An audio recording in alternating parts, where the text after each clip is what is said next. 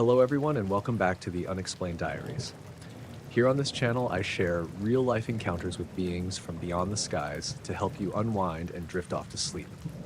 Before we dive in, I would love to hear from you. Leave a comment and let me know where you're tuning in from. Now, find a comfortable spot, relax, and let's begin.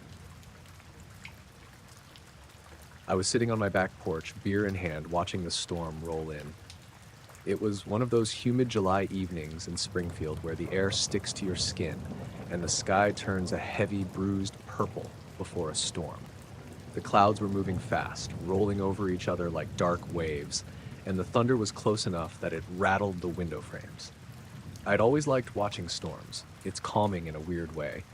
But that night, something felt off almost immediately. Lightning started flashing across the sky, the usual jagged bolts slicing through the darkness, followed by the low rumble of thunder. I was leaning back in the old plastic chair on the porch watching the show when one bolt caught my attention. It didn't look like the others. It was thinner, sharper, like someone had drawn a white pencil straight from the cloud to the horizon. And it didn't fade. It just stayed there. At first I thought maybe my eyes were playing tricks, or maybe I just stared at the wrong spot too long. I blinked, shook my head, but it was still there, a perfect vertical line of bright white hanging in the cloud cover. Not flickering, not branching, just solid. My first thought was that it was some weird atmospheric thing, something meteorologists might have a name for. But the line wasn't static, it bent slightly, just a tiny curve like it had a mind of its own. And then it shot horizontally across the sky, disappearing behind another layer of clouds. It moved too cleanly, too deliberately to be a lightning strike. I leaned forward, squinting. Thunder rolled again, closer this time, and the rain started spitting against the porch roof. The storm was moving fast, and every time another flash lit the sky, I half expected the line to reappear somewhere else. It didn't. But then I noticed something else. Small, irregular flashes at odd angles, not consistent with the storm's usual pattern. They were faint, almost like reflections, like something metallic was moving up there. I went inside and grabbed my phone, hoping to get a picture. I was careful, standing in the doorway so the rain didn't get me. By the time I had the camera up, the storm had thickened, and I couldn't see anything clearly through the sheets of rain. But I kept noticing the same feeling I get when I know someone's watching me, even though I was alone. It was a heavy, almost physical sensation, like the air had weight. I stepped back inside. The storm was louder now, wind whipping against the house. I sat by the window, watching the sheets of rain, waiting for whatever it was to show itself again. I tried to focus on the other lightning, the regular flashes, the rolling thunder. Then I saw it again. Not the line, but a shape moving through the clouds. It wasn't obvious at first, just a faint silhouette, darker than the surrounding clouds, gliding horizontally across the sky. It didn't make a sound, didn't branch lightning or anything, just moved. I realized I hadn't heard a clap of thunder for that one. The storm was loud enough that silence like that would have been noticeable. It moved against the direction of the clouds, and then it vanished behind the heavier storm cover. I rubbed my eyes, told myself I was imagining things. By this point, I was pacing around the living room. The storm sounded normal again, though I kept glancing outside, half expecting to see that line or the silhouette return. The air smelled wet and metallic, the way it does right before lightning strikes, but there was no strike. Just that lingering tension, like the storm had been holding back something. I tried to get back to normal, poured another beer, but I couldn't shake it. Every time I turned back to the window, I noticed tiny things that didn't make sense. A flash of white in the corner of the clouds that wasn't lightning. A perfectly straight streak that seemed to pause midair. Shadows where none should have been. I kept telling myself it was the storm, that I was just on edge, but nothing explained the way it felt, the way it seemed to respond to me looking at it. I finally decided to go outside to see better. Rain was falling steadily now, soaking the porch and my shirt in seconds. I stood there, craning my neck toward the darkest part of the sky, waiting. That's when the air changed. Not colder, not warmer, just different, thicker. And then I noticed a new pattern in the lightning. Subtle but deliberate, quick flashes in places that weren't part of the normal storm, almost like signals. I stepped back, startled by a crack of thunder too close for comfort, and that's when I saw it. The line again. Thin, white, vertical, slicing through the black clouds. My instinct was to look away, but I couldn't. It bent slightly, the same curve as before, and then zipped away horizontally faster than anything I'd ever seen. No thunder, no follow-up flash, just gone. I blinked, and for a second I felt the hairs on my arms stand up. I ran inside, locked the door, sat down on the couch, trying to calm myself. The storm started to lose intensity, the lightning going back to normal, rolling and branching like it should. I kept checking outside, but everything looked ordinary now. Just clouds, rain, and streetlights glowing through the downpour. My phone said it had been maybe 15 minutes since I first saw the line, but it felt like hours. I kept thinking I should call someone, tell someone, but what would I say? Hey, I saw a lightning bolt that bent and flew horizontally? I wasn't even sure I believed it myself. But the feeling, the weight in the air, the way the storm seemed alive in a way it shouldn't be, stayed with me long after the rain stopped. By the time I went to bed, the sky was clearing, stars just starting to peek through. Everything looked normal. I checked the clouds one last time before shutting the blinds, and for a moment I thought I saw a faint streak against the stars, a thin white line moving too cleanly, too fast to be natural. Then it was gone. I've told a few friends casually over beers or texts, and they laugh it off, say I was tired or imagining things. Maybe I was, but every time a storm comes through Springfield now, I can't just watch it like I used to. I notice the way the clouds move, the patterns of lightning, and I wait, half expecting that line to appear again. And sometimes I swear I see it, just for a moment, slicing through the sky like it doesn't belong. I still can't explain it. I don't know what it was. But I know I saw it, and it wasn't part of any storm I've ever seen before.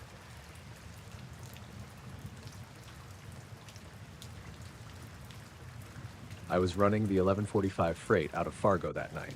It had been a cold January evening, the kind that makes your breath turn instantly to smoke and leaves a crust of frost over the engine's controls. I had the cab to myself, which isn't unusual at that hour, and the train was mostly empty aside from the usual cargo cars. The snow was coming down lightly, just enough to make everything quiet outside, and the tracks glistened under the dim glare of the headlamp. I had been scanning the dark horizon for the next signal when something caught my eye. Up ahead, maybe a mile or so from where I was, there was a shape hovering just above the tracks.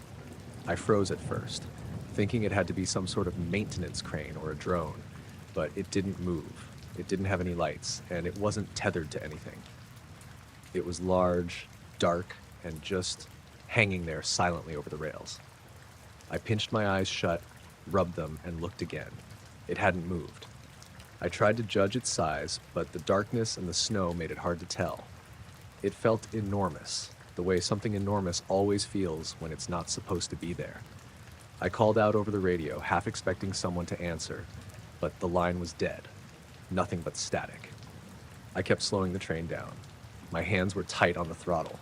By the time we were maybe half a mile from the spot, the thing started to fade, like it was dissolving into the air itself. I blinked a few times, and it was gone. Just gone. I swear I didn't hear anything like it took off. No sound, no rush of air, no shift in the wind, just empty sky.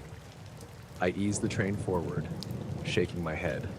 I was muttering to myself, trying to make sense of it. I've been a conductor for 20 years. I've seen plenty of strange stuff, trees down on the tracks, wildlife, weird weather, but nothing like this. When we finally reached the exact spot where it had been, I noticed something else. The metal rails were warm.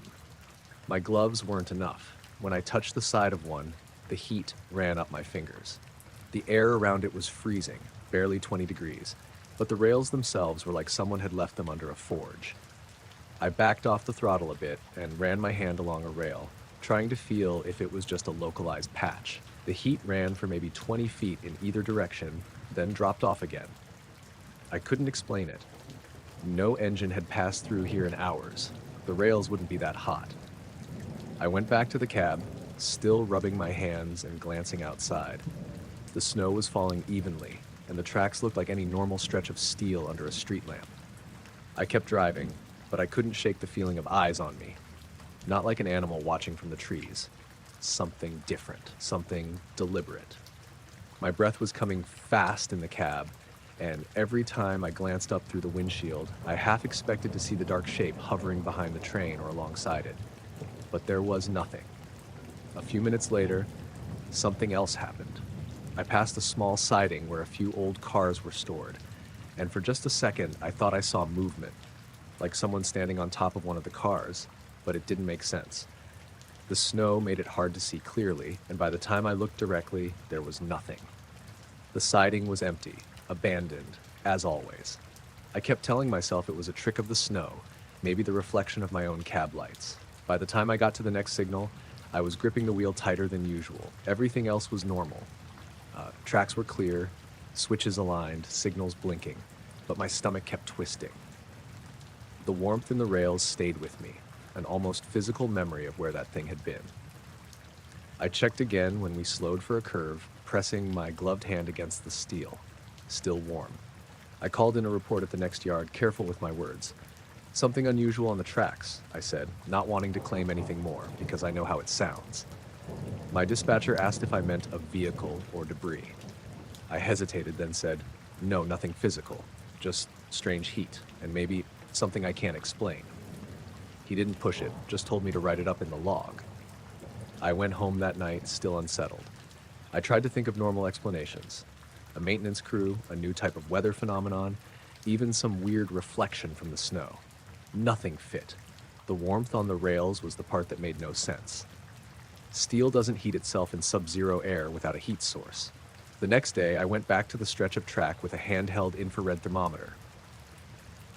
Nothing. The rails were just cold metal now, exactly what you'd expect in the middle of January. No sign of warmth, no trace of anything unusual. It was like whatever had been there had vanished completely. I told a few coworkers later, cautiously, during a coffee break. They gave me the usual reactions. Nervous laughter, maybe you just got tired. Old man eyes playing tricks. I didn't press it. They hadn't seen what I saw. But I could still picture it hovering over the tracks, unmoving, silent, and then disappearing like it had never been there. A couple of nights after that, I drove that same route again. I kept my eyes glued to the horizon. Everything looked normal, but I kept imagining the rails heating up under something invisible. The thought made me tense up every time I passed that stretch. I tried to get a clear look from the cab camera, but it didn't record anything unusual. Even the signal camera at the siding didn't show movement. It was like the thing had existed for a few seconds, long enough to leave heat, then was gone without leaving a trace. I stopped thinking about it as much when work got busy, but occasionally I'd catch myself staring out the window at night, checking the tracks, feeling my stomach tighten. That stretch of steel still feels different to me. When I run my hand along the rails during inspection, I still remember that warmth, even though it's long gone. I've been back on that route dozens of times since. I've seen deer, snowdrifts, ice patches, even another freight blocking a siding, but never anything like that shape again. I don't tell people because I can't explain it and I don't want to sound crazy. But every time I pass that spot at night, my eyes flick up to the horizon first, and I feel the same quiet unease I did that January night. I don't know what it was.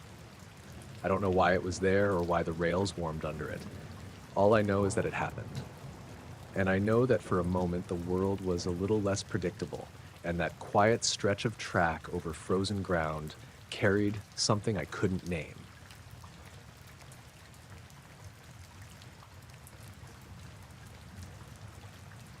I was driving through the Mojave late one night, the kind of night where the desert feels endless and the stars are so bright you forget about the asphalt under your tires. I had left Barstow around 9, heading toward a friend's place near Baker, planning to get there before midnight. The heat from the day had mostly faded, but the air still held that dry, heavy weight that makes your throat feel scratchy.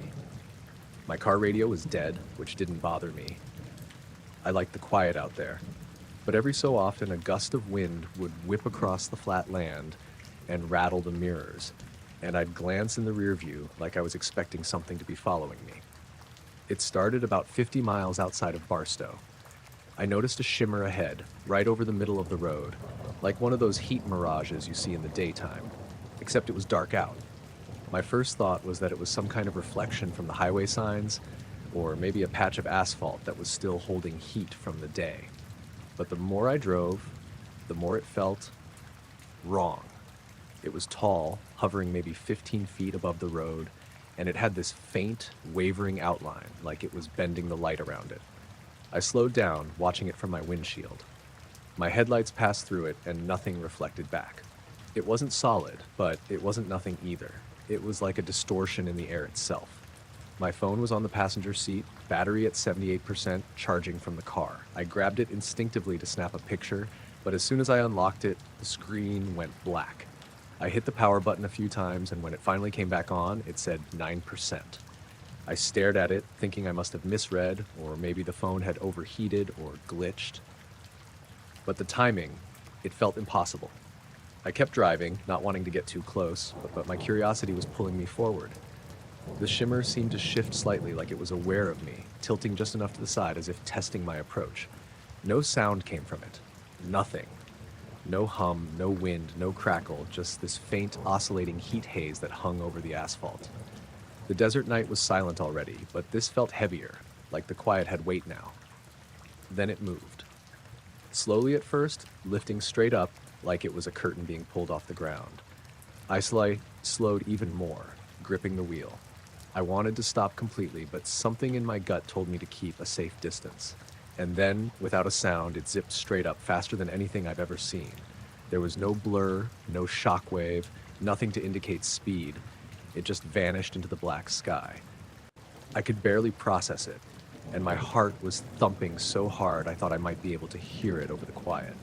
I blinked a few times, and when I looked back at the road where it had been, the asphalt was completely normal. I checked my phone again. 9%. No signal, no service, nothing. I started to feel a little shaky and maybe paranoid, but I told myself it was just heat and stress playing tricks on me. I shook my head and tried to focus on the road, but then the weirdness didn't stop. About 10 miles later, I saw movement on the side of the road. Shadows, small shapes that darted back and forth between the mesquite bushes. At first, I thought maybe coyotes or rabbits, but the shapes were too large, too fast, too coordinated. And they weren't running. They seemed to float a little above the ground, like the desert floor was bending around them. I slowed even more, craning my neck to see better, and every time I thought I'd catch a glimpse, they would vanish into the darkness. A little while after that, my headlights picked up another shimmer in the distance, off to the left side of the road, hovering above a dry wash. It was smaller this time, more like a column of heat than a full distortion. I couldn't tell how high it was off the ground, and I didn't even try to move closer. My heart was in my throat, and my hands were sweaty on the wheel. Then I noticed my speedometer flicker erratically, like it had reset, dropping from 65 to 0 for a second before jumping back. I passed the spot quickly, unwilling to linger. For the next half hour, nothing happened, just the long stretch of desert and my headlights cutting through the dark. I kept glancing at my phone. It stayed at 9%, and I couldn't get a signal or a GPS reading. The sense of isolation was overwhelming. Normally, I don't freak out on drives like this, but there was a tension building, a tightness in my chest I couldn't shake. I saw it again, the shimmer right above the road this time, further ahead. I realized I was starting to track its behavior. It would appear, float for a bit, then shoot away. I slowed as much as I dared, keeping a mile or so back. My mind was screaming at me to turn around, to get off this stretch of highway, but I couldn't stop staring. Then the weirdest thing happened. A car appeared behind me, headlights dim, but moving like it was following me. I flicked my high beams, thinking maybe it was a regular driver, but they didn't respond. Just stayed there, a dark shape behind me. My first thought was to pull over, but something made me keep driving, like stopping would draw more attention. I started thinking about all the stories people tell about strange encounters in the desert, and every rational part of my brain was saying, "This is insane. There's nothing here." But then my gut tightened again when I realized the other car hadn't moved lanes or passed me. It just followed at the same speed. I wanted to call someone, but my phone wouldn't work.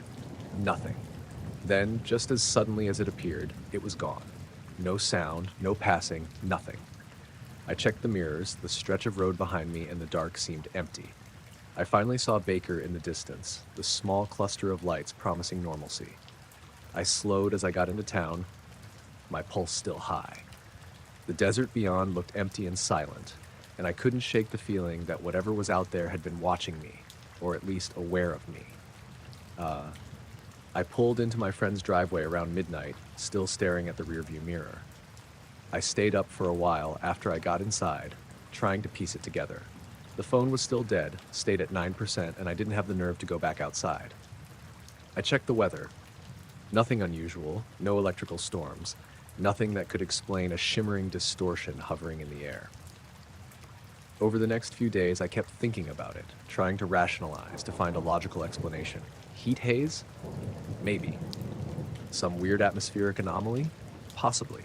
But there were too many things that didn't fit. My phone dying, the movement of the shapes in the bushes, the car that wasn't really there, and the way the distortion moved, like it wasn't bound by any normal physics. I eventually got back home, and I've tried to talk myself down from it being real, but I can't. The desert's quiet at night when you're alone, and the silence feels like it's hiding something just out of sight. I haven't driven that stretch of road alone since. I don't tell many people about it. It sounds insane. Every now and then, I'll be driving or just looking at a dark stretch of pavement, and I swear I see a faint shimmer in the distance, just hanging there, like it's waiting. And sometimes when I check my phone, I can't help but glance at the battery life. I still don't understand what I saw that night, and I doubt I ever will.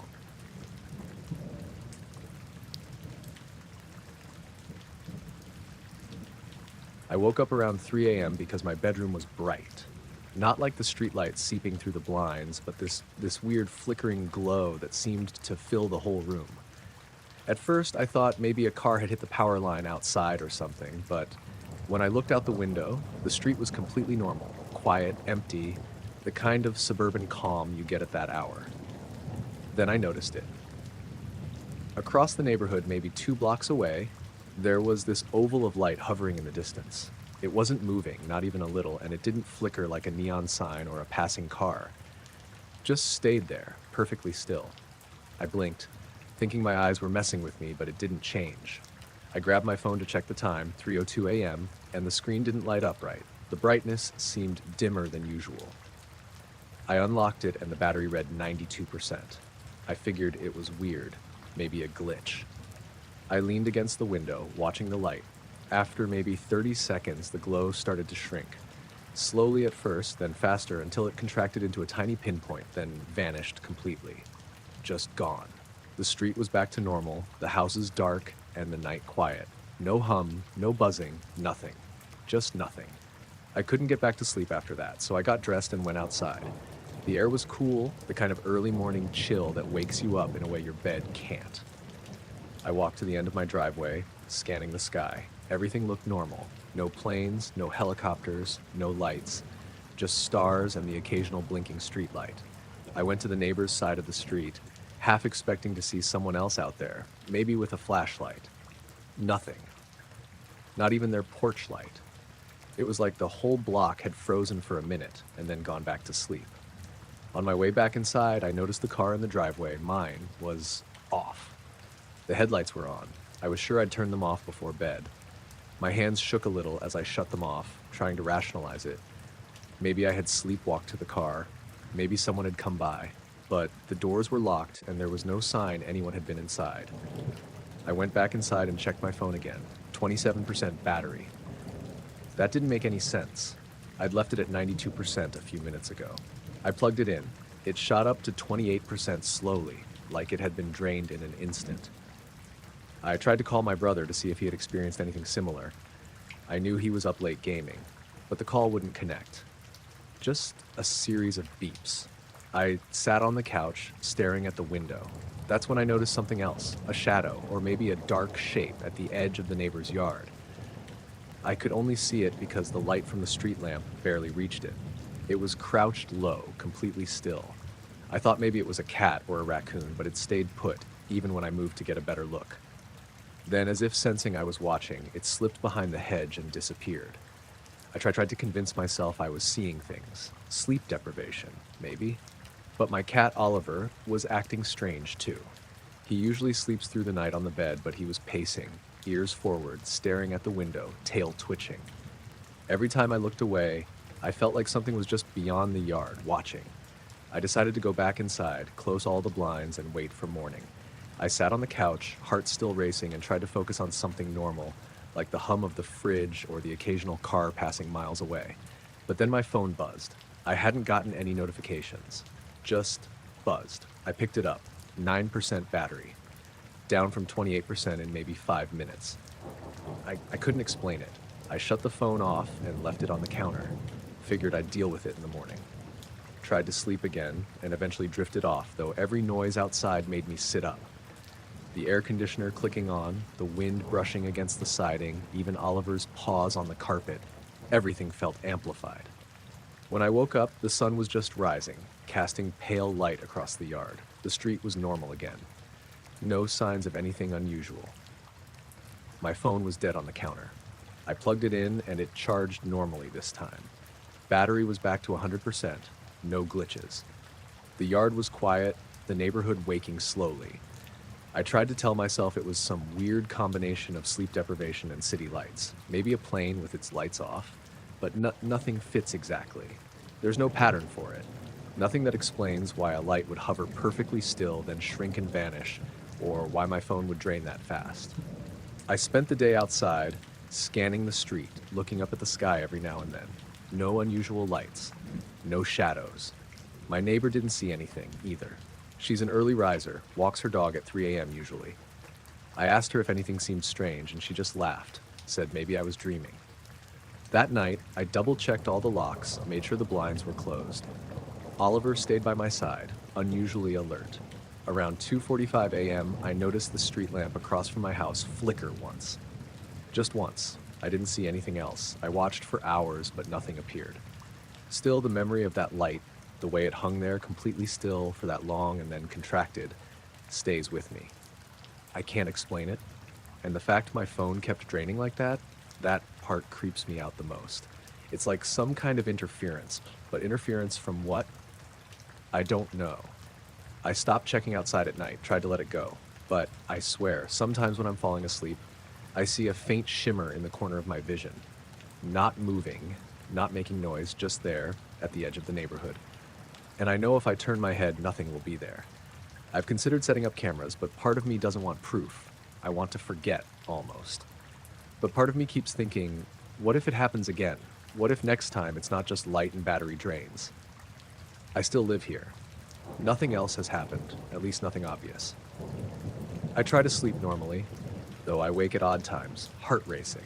And Oliver, he's still skittish at night, staring out windows, ears forward, tail twitching, like he remembers something I can't see. I don't know what I saw that night. I don't know if anyone else has. But I keep remembering that moment. The oval, still and bright, shrinking until it vanished, and it doesn't feel like something from this world. And the silence that followed, that total quiet, made everything else seem wrong. I haven't told many people. My friends would laugh it off, call me paranoid, or say I was half asleep. But I know what I saw. I know what my phone did. And I know Oliver knew something too. I haven't seen the light since. Not in weeks, not in months. But some nights, when it's dark and quiet, I still glance toward the edge of the neighborhood, almost expecting to see that faint shimmer waiting, perfectly still, watching.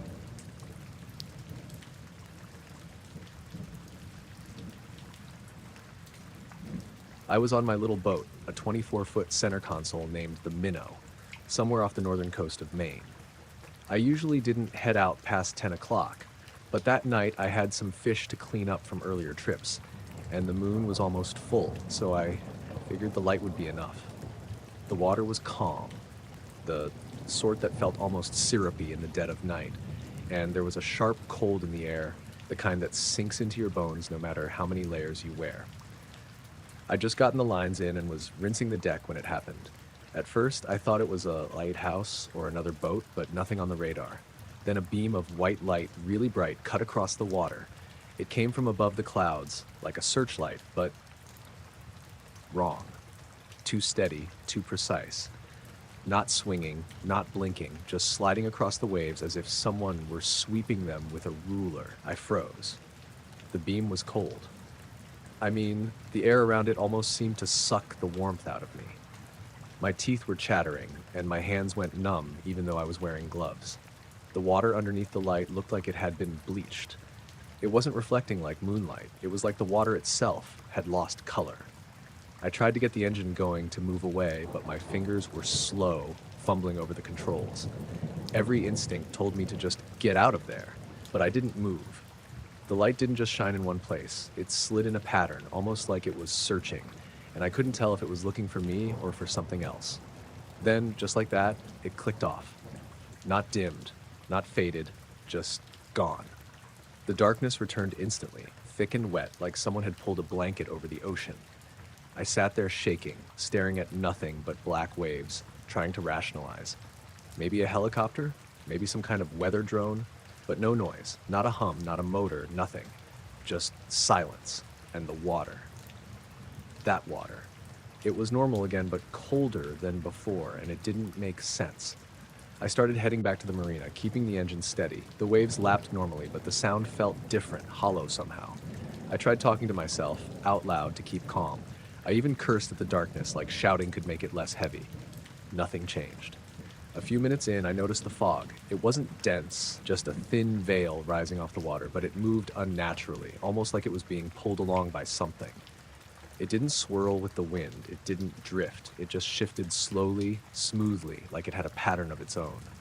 I thought maybe my mind was playing tricks, eyes adjusting to black water and moonlight, but my stomach told me otherwise. Then I noticed the compass needle flick, just a tiny jump, like someone tapped it, then it snapped back. Twice.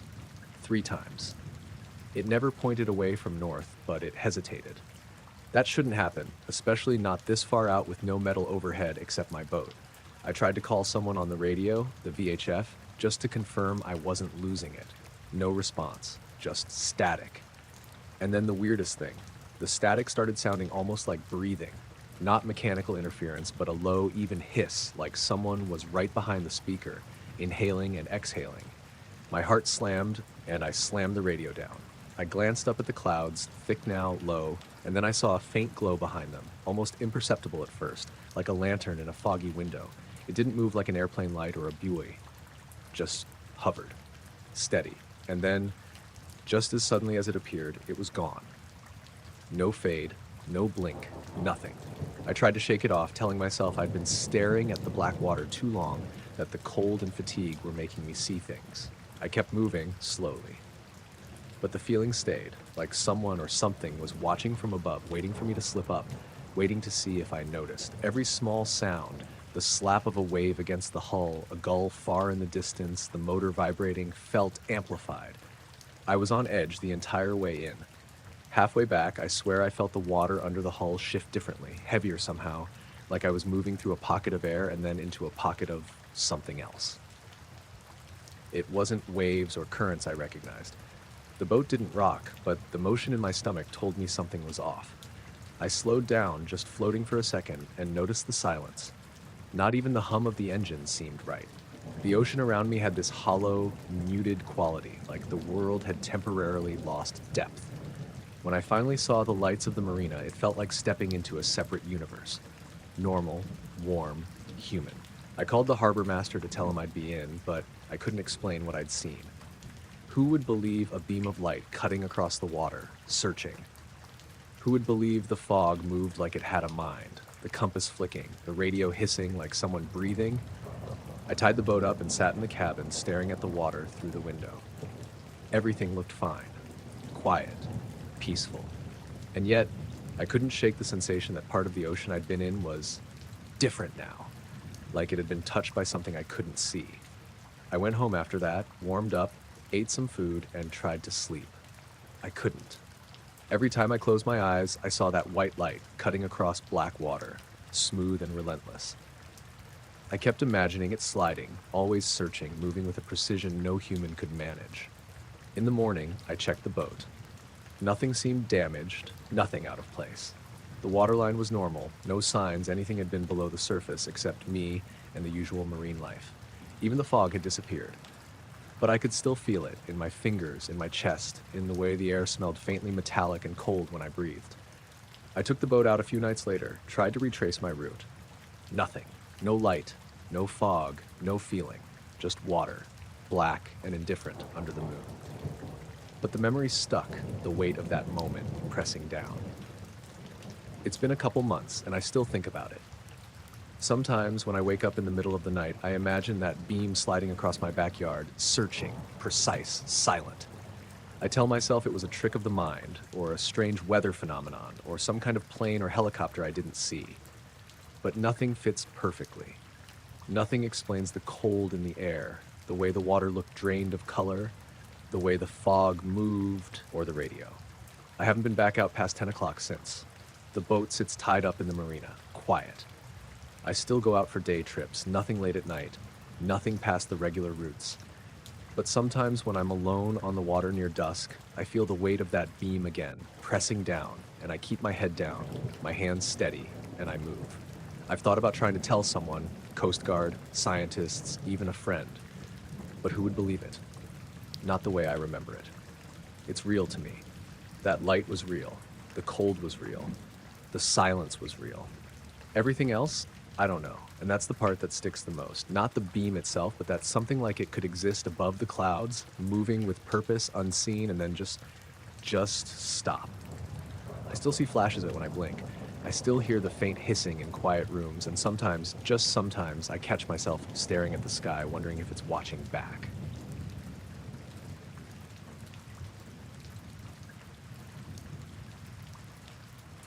It was one of those rare nights where the sky over Cedar Hill was actually clear.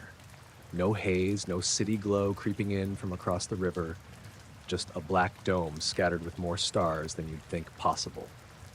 I'd been sitting out on the back deck with a blanket and a cheap thermos of coffee, trying to unwind after a long day. It was late enough that the neighborhood was completely still. No distant traffic, no barking dogs, not even the hum of someone's AC kicking on. Just me, the crickets, and the stars. I'd been leaning back in the chair, looking up for maybe 20 minutes, when I noticed one point of light that seemed sharper than the rest. It wasn't the brightest star in the sky, but it had this weird clarity to it, like it was closer somehow. I kept glancing back at it between sips of coffee. Then, out of nowhere, it blinked. 3 times, perfectly spaced, the way a signal light would. At first, I thought maybe it was a plane banking and catching the light just right, but there was no movement, no streak or fade. Just those 3 flashes, then steady again. I sat up, suddenly alert in a way I hadn't been all night. I waited. A couple of seconds passed. Nothing. Then, from almost the opposite side of the sky, way over near the tree line, another point of light blinked. Same 3 flashes, same timing. I don't know how long I sat there, staring back and forth between them. I'd expected the first one to flash again, but it didn't. The second didn't either. Instead, they both started to dim. Not quickly, not like clouds covering them, just this slow, deliberate fade until they were gone entirely, leaving empty black where they'd been. I remember standing up without even realizing it, my chair scraping the deck boards. I scanned the rest of the sky, trying to find them again.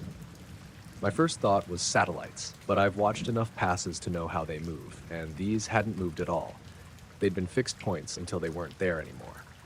I sat back down eventually, but I couldn't shake the feeling that I was being observed.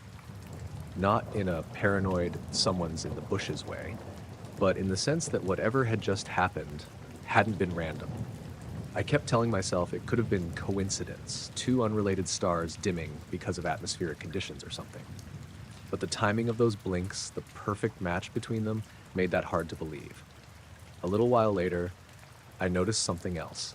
The night felt quieter. The crickets that had been filling the air earlier weren't making any noise now. Even the faint rustle of leaves had stopped. I leaned forward, trying to hear anything at all, but there was just this strange, thick silence pressing in. My ears started ringing faintly, the way they do when you've been somewhere loud and suddenly it's dead quiet. I stayed like that for maybe 5 minutes, just listening. Then a faint, high-pitched tone drifted in from somewhere overhead. It wasn't coming from the house. I even stepped inside for a second to check. And it didn't sound like anything electrical. It was thin and constant, almost like the sound a wine glass makes when you run your finger along the rim, but steadier. The tone lasted maybe 30 seconds, then cut off abruptly. The crickets started up again almost immediately, like someone had hit a switch. I sat there gripping my coffee mug, suddenly aware of how cold it had gotten. I don't know if it was the temperature or just me, but the air felt sharper, like when a storm's about to roll in. I finally decided to go inside.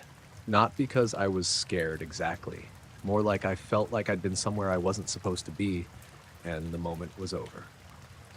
Before I went in, though, I turned for one last look at the sky. That's when I noticed something else odd. Directly above the spot where the first star had been, there was a faint, perfectly straight line of light. It wasn't glowing bright. It was more like a pale thread, almost invisible unless you looked right at it. I watched it for a few seconds, trying to figure out if it was a contrail catching moonlight, but it didn't move or spread. Then, just like the lights earlier, it faded out slowly until there was nothing left. I locked the back door after I came inside, even though I don't usually bother. I didn't check the sky again that night. I just sat in the living room for a while, staring at nothing, coffee cooling in my hands. The whole thing had taken maybe 15 minutes, but it felt like I'd been out there for hours. I didn't see those lights again, but for weeks after, every time I stepped outside at night, I caught myself scanning the sky, not for shooting stars or planes, but for something fixed, too still, waiting.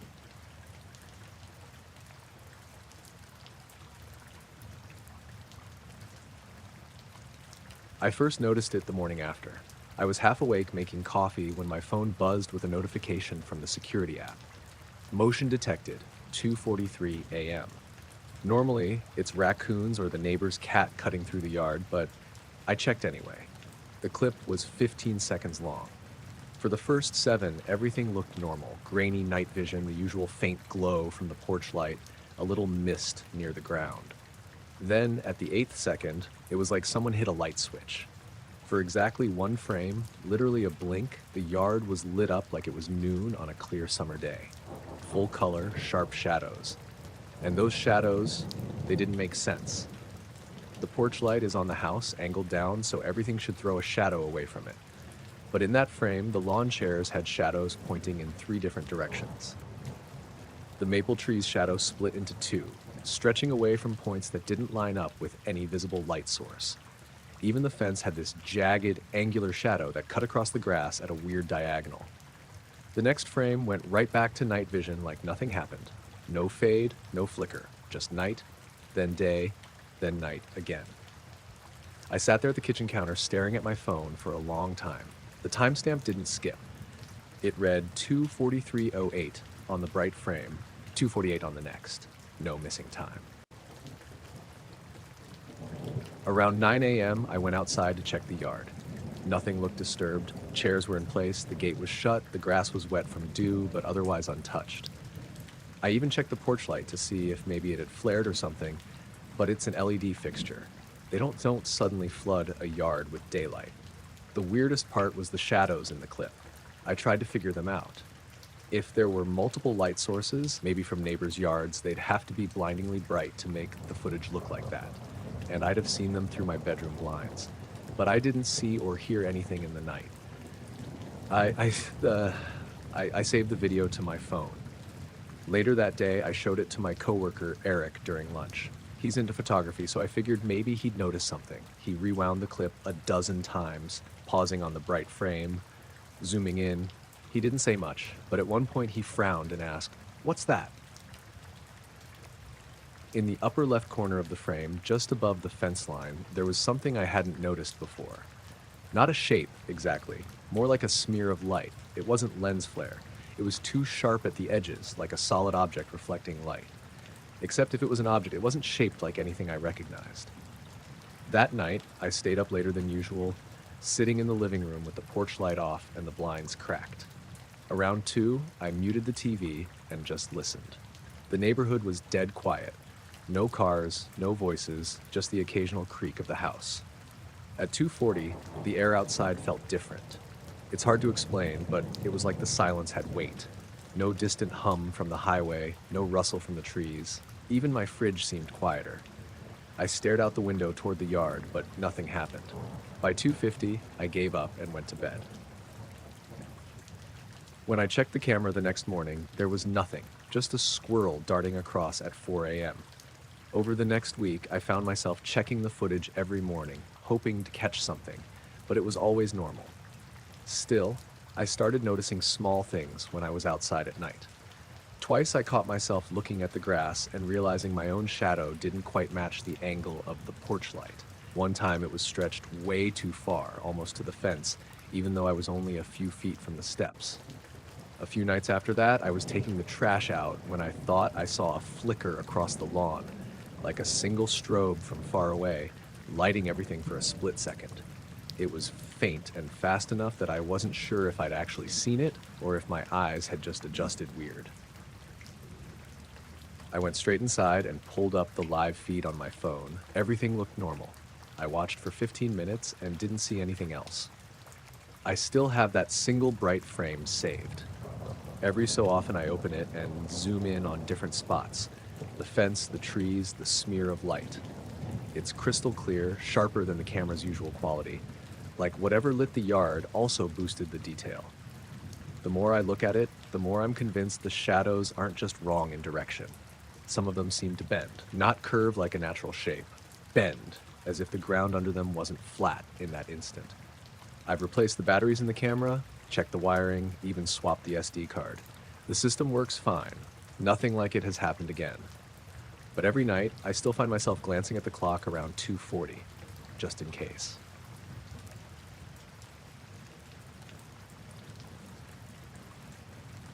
It was just after 1 a.m. when I noticed it.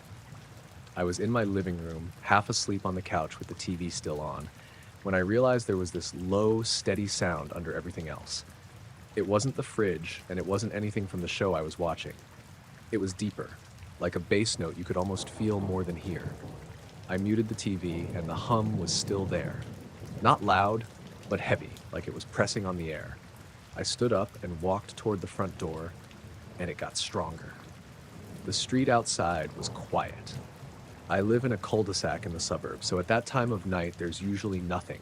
No cars, no people. But the humming was definitely coming from outside. I stepped onto the porch, and that's when I saw them. Above the row of houses across from me, maybe a few hundred feet up, there was a cluster of lights. At first, I thought it might be one big thing with a bunch of lights on it, but the more I watched, the less that made sense. The lights, maybe a dozen, moved like they were separate but in sync, the way fish do when they change direction all at once. They weren't blinking like airplane lights. They were a solid white, almost bluish, each one about the same brightness. The pattern they made kept changing, sometimes tight, almost a ball, then spreading out, then tightening again. And every time they shifted, it was instant. No slowing down, no turning in an arc, just one position, then another, like frames being swapped out. The humming matched their movement somehow. When they spread apart, it got a little lower, and when they came back together, it went slightly higher. Not by much, but enough to notice. I stepped off the porch and into the driveway without taking my eyes off them. They were moving slowly across the sky, headed in from the west, but it didn't look like they were following a straight path. Every few seconds, they'd jerk into a new formation, always in unison, and keep going. It was hard to judge their size or distance. Sometimes they seemed closer, other times farther away, like the whole group was shifting its depth in the sky. I kept glancing at the houses, the trees, anything that could give me a sense of scale, but nothing matched up in a way that made sense. The night was completely still. No wind, no crickets, not even the usual distant highway noise. It was like everything had gone quiet except the hum. I thought about grabbing my phone, but the idea of looking away even for a second felt wrong. So I just stood there in the driveway, watching them creep closer. My chest felt tight, and I realized I'd been holding my breath. When they got nearly overhead, they shifted again, this time into a long, narrow line stretching from one end of the cul-de-sac to the other. Then they tilted, like the whole formation rotated on its side, and started climbing into the clouds. The humming grew louder for a moment, then dropped sharply as they rose. They didn't fade out. They were swallowed by the low cloud cover in less than 2 seconds. and then it was silent. Completely. I stood there for a good minute, staring at the spot where they'd gone. The clouds above were lit faintly by the streetlights, but there was no sign of them. I walked to the end of the driveway, half expecting they'd come back out on the other side, but nothing happened. When I finally went back inside, I noticed the clock on my cable box said 1:24. I'm pretty sure I'd been outside for less than 5 minutes, but it felt longer. My hands were cold, even though the air had been mild when I stepped out. I checked the local news the next day just in case anyone else had reported seeing something, but there was nothing. No mention of strange lights, no low-flying aircraft, nothing unusual with the weather. I haven't heard that sound again since, but every now and then, late at night when it's really quiet, I catch myself muting the TV just to make sure.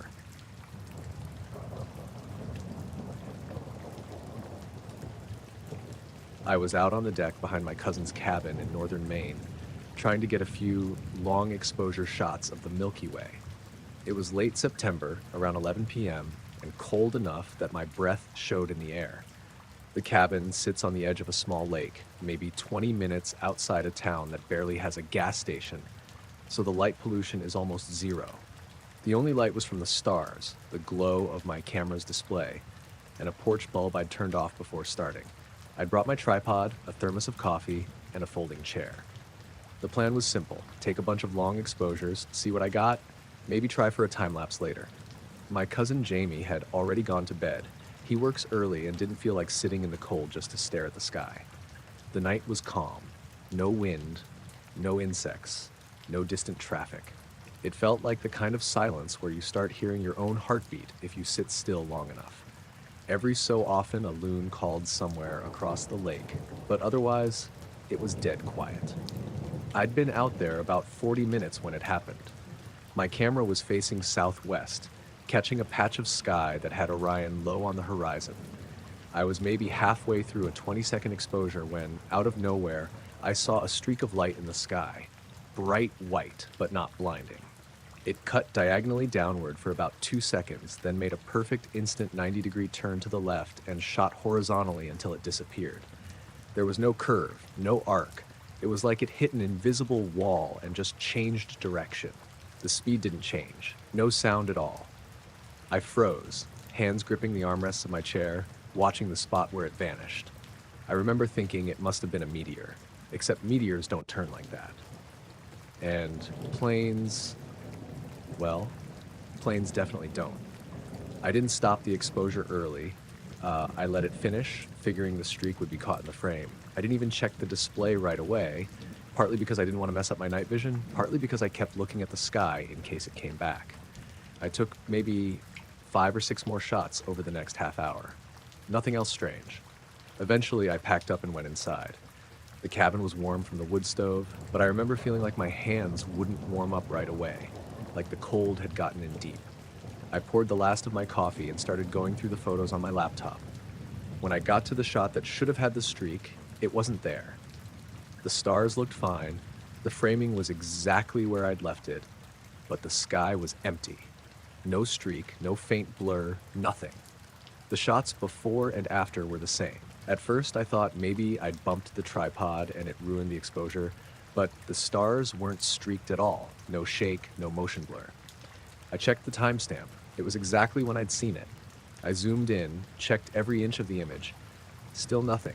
I sat there for a while, running through explanations. Maybe it was too fast to register, but a plane's blinking light would show, and satellites leave long trails in exposures like that.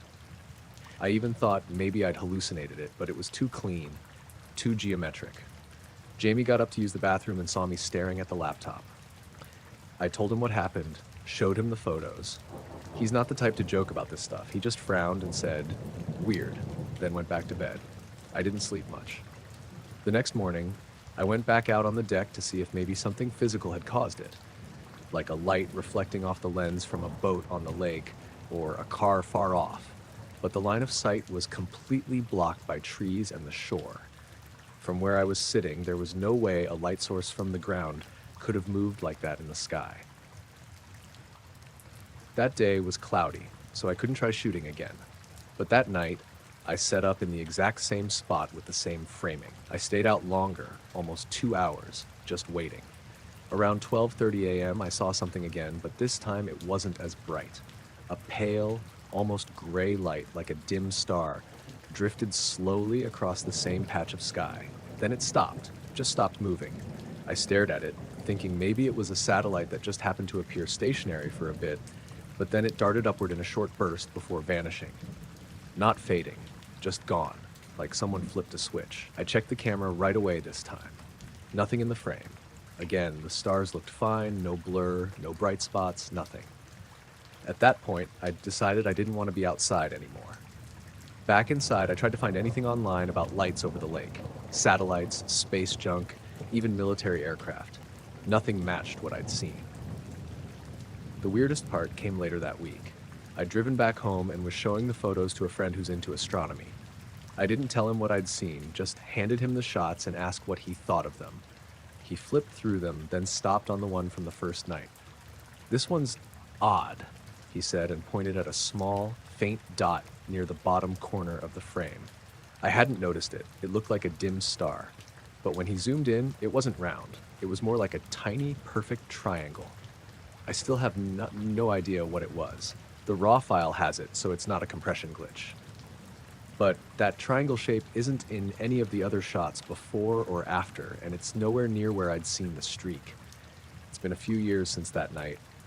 I've been back to the cabin a handful of times, always with my camera, but I've never seen anything like it again. Still, I catch myself staring at that same patch of sky when it's clear, just in case.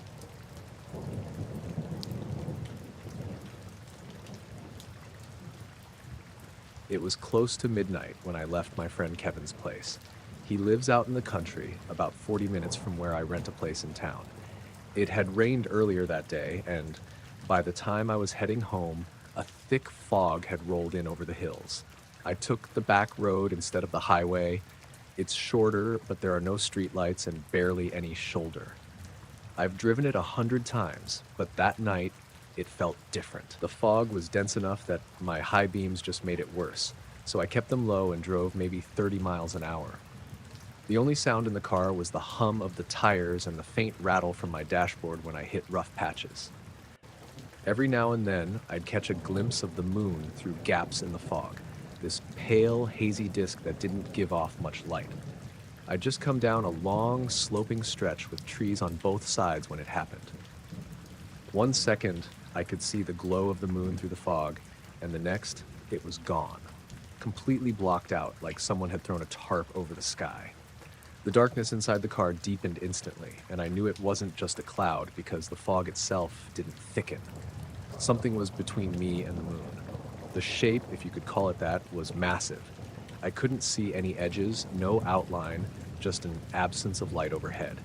It stretched far past the road in both directions. It stayed above me for several seconds, maybe 5 or 6, and then moved on, slowly. No wind, no sound, nothing. I didn't even realize I'd slowed to almost a stop until I glanced at the speedometer. My hands were locked on the wheel. The moonlight came back as suddenly as it had gone, dim and milky through the fog, and I just kept driving like nothing happened. A mile or so later, I pulled off onto a gravel turnout that overlooks a little valley. I think I just needed to catch my breath. I rolled down the window, half expecting to hear, I don't know, maybe distant engines or a low hum, but it was dead silent. Even the frogs and crickets I usually hear out there were gone. When I stepped out of the car, the first thing I noticed was the fog. It wasn't cool anymore. It was warm. Not hot, but like stepping into a heated bathroom after a shower. My jacket felt damp instantly, and the air clung to my skin in a way that didn't feel natural. The gravel under my boots was slightly wet, but the warmth didn't seem to be coming from the ground. It was just everywhere around me. I stood there for a minute, scanning the sky. The fog made it impossible to see more than a few yards up, but I kept expecting to catch some kind of movement above. I didn't. Then I heard a sound behind me, off in the trees. Not an animal, at least. Not any animal I recognized. It was faint, like a rustle mixed with a low, irregular clicking. It would stop for a few seconds, then start again, a little closer each time. I shined my phone's flashlight toward the tree line, but the beam just bounced off the fog, lighting up a wall of gray. I told myself it was just branches shifting in the breeze, but the air was still. No wind at all. I got back in the car and shut the door, locking it without even thinking about it. I sat there for a while with the engine idling, watching my own breath in the cabin. The temperature inside should have felt warm with the heater on, but it didn't. It felt like the dampness from outside had followed me in. My windshield started to fog up from the inside, even though the defroster was running. After maybe 10 minutes, I decided to just get home.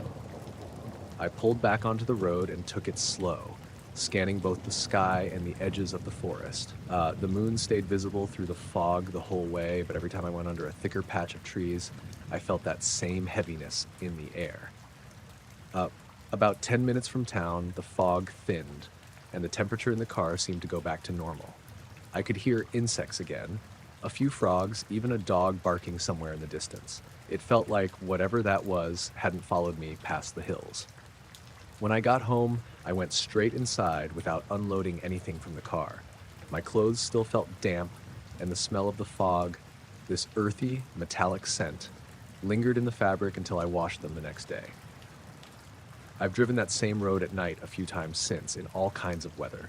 Nothing like that's happened again, but I still catch myself glancing up at the sky when I pass that turnout, just in case.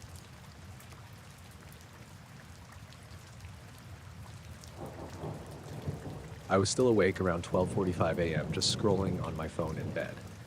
The house was quiet except for the faint buzz from the fridge in the kitchen, when I realized there was another sound under everything else.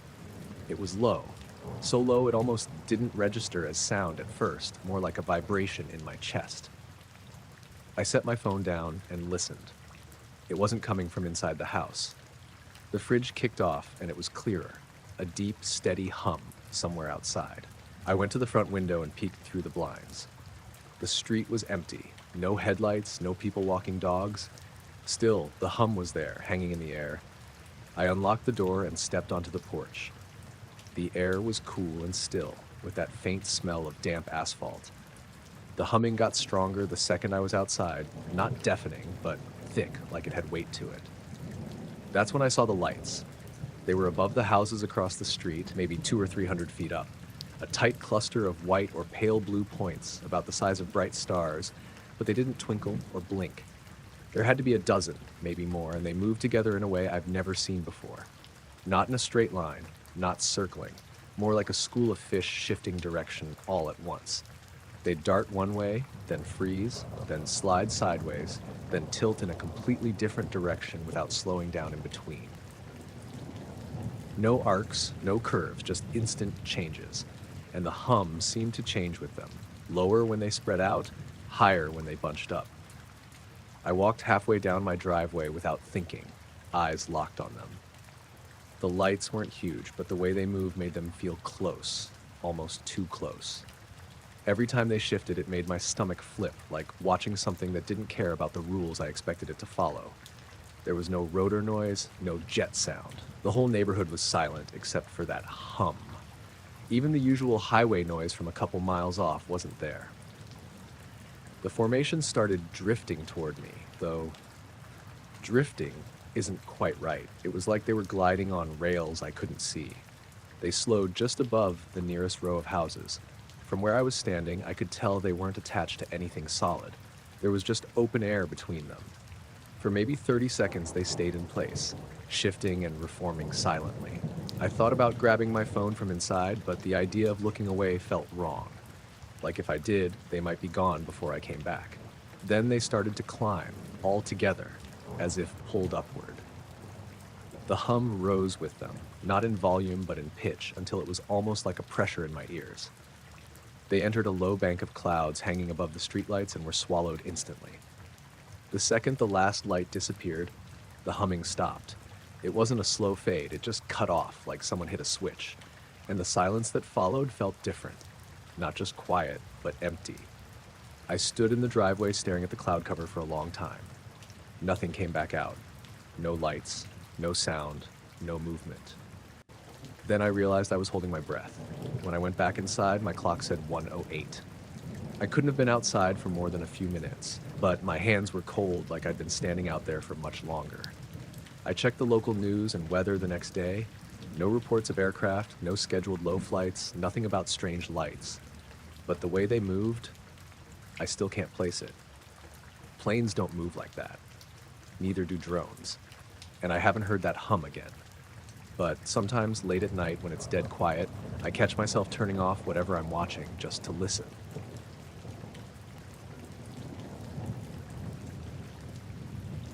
It was just after 9 p.m. when I took Jasper out for his last walk of the night.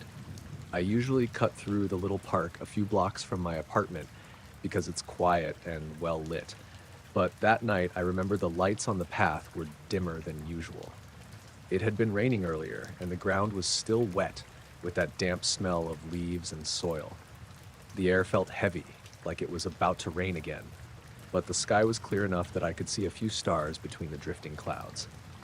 Jasper's an older golden retriever, slow and stubborn sometimes, so I let him set the pace. We crossed the street into the park, and I was halfway through fiddling with my phone when I noticed how still everything was. No cars on the nearby road, no wind in the trees, not even the hum of the usual traffic lights from a block over. It felt like the sound had been turned down. We were maybe 50 feet into the park when I saw them. 3 bright dots in the sky arranged in a perfect triangle. They weren't high up like stars or planes. They looked closer, maybe just above the far edge of the park.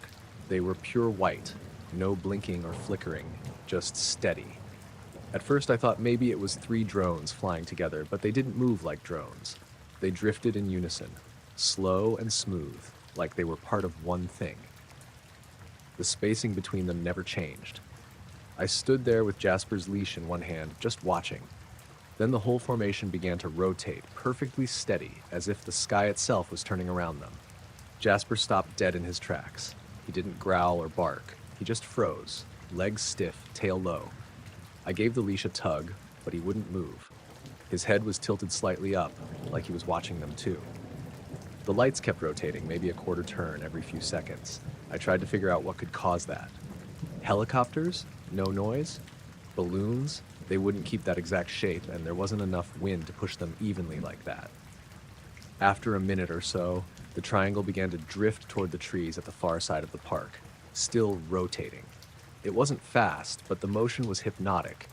Like it wasn't just the lights moving, but the space around them bending somehow. I realized my neck was starting to ache from staring. I crouched to check on Jasper, thinking maybe I could coax him forward, but he wouldn't even look at me. His whole body was tense, and his ears were pulled back. I'd never seen him act like that before. The lights slowed their rotation until they were back in the same position they'd started in, then they just stopped. For maybe 5 seconds they hung there, completely still. I could feel my heartbeat in my ears. Then one by one, they winked out. No fade, no dimming, just gone. As soon as the last one vanished, Jasper relaxed. He didn't bolt, but he started walking again like nothing had happened. The ambient sounds of the neighborhood seemed to come back all at once. Distant cars, a dog barking somewhere, the faint buzz of the streetlights. We walked home without saying, well, me saying anything. I kept glancing up at the sky, half expecting them to reappear, but it was just empty. Back in my apartment, I tried to think if there was any event or air show that might explain it. I even checked local forums and weather reports. Nothing. I didn't take a photo. I didn't even think to. My phone was in my pocket the whole time. The strangest part is how Jasper acted. He's normally curious, even in weird situations, but that night he wouldn't go near the spot where I'd first stopped. For the next few days, anytime we walked past the park, he'd slow down and give it this wide berth, like there was something there he didn't want to deal with. After about a week, he went back to normal, but I still haven't walked through the park at night since.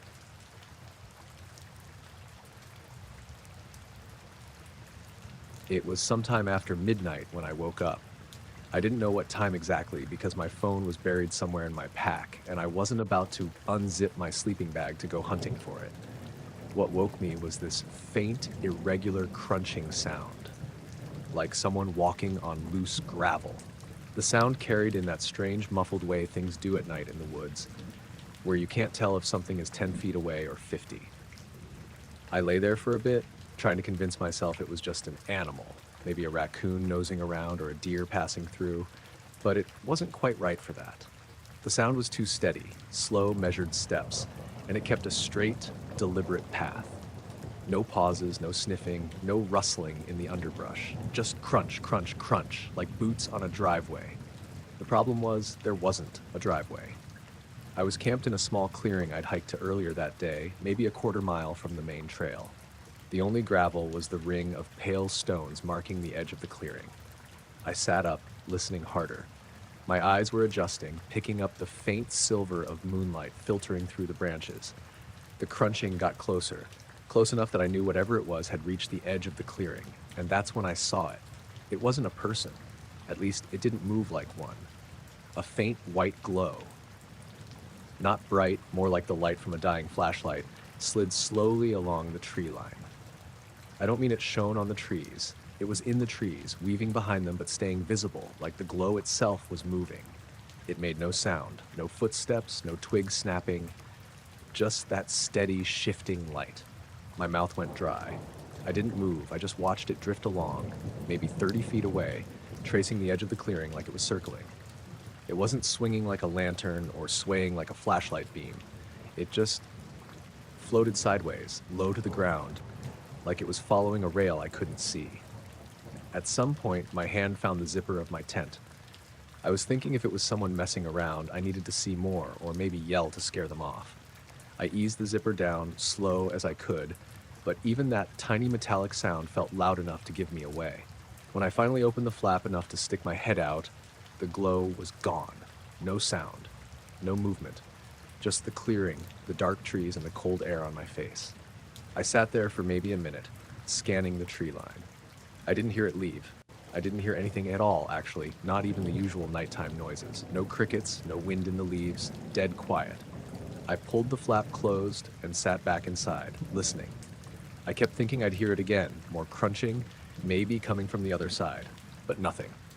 I must have sat there for another half hour before I finally unzipped the bag and grabbed my flashlight. The beam cut across the clearing, lighting up the pale stones, the fire pit, the low grass. Everything was exactly where I'd left it. I swung the light toward the trees where I'd seen the glow, but there was nothing, just trunks and shadows. I walked to the edge, sweeping the light over the ground. No footprints, no disturbed grass. The gravel ring was untouched. When I turned back toward the tent, I noticed something that made me stop. My backpack, which I'd left under the vestibule, was now sitting upright in the middle of the clearing.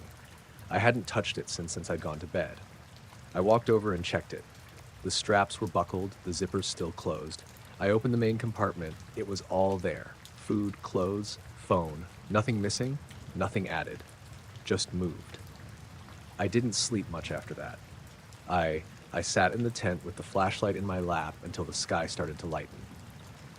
In the morning, the clearing looked normal. No footprints in the dirt. The gravel ring was undisturbed. The only sign anything had been there was my backpack, sitting exactly where it had been when I'd found it. I packed up and left, cutting my trip short. I didn't look back when I reached the trail.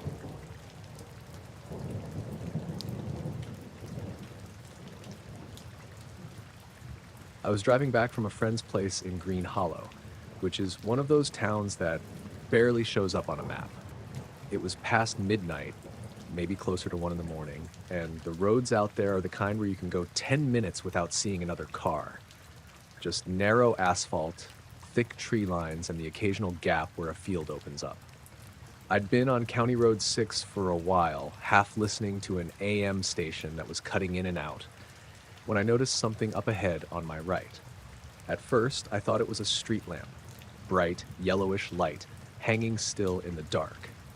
The thing is, there are no street lamps out there. No houses close enough to warrant one, no poles along the road.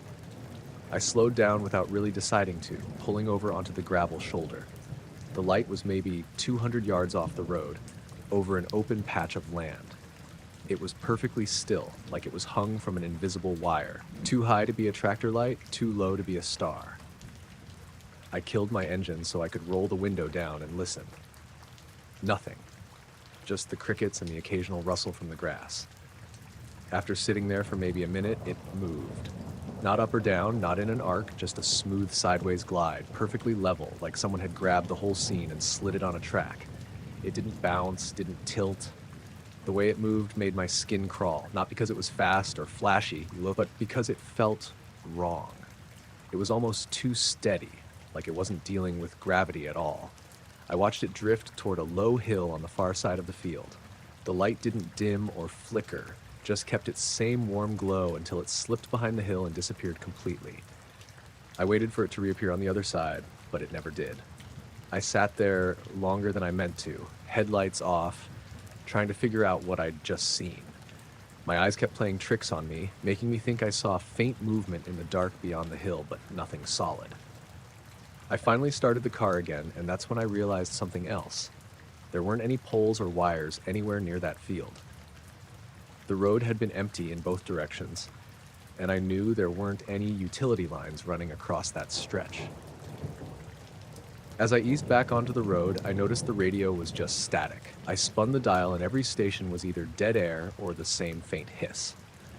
That AM station I'd been listening to earlier was gone. About 5 minutes later, I saw another light ahead, lower to the ground this time. I thought maybe it was a car coming from a side road, but as I got closer, it resolved into a farmhouse porch light way off in the distance. Normal, steady, fixed to the ground. I actually felt relieved, which seemed silly, but it made the earlier light feel even stranger in comparison.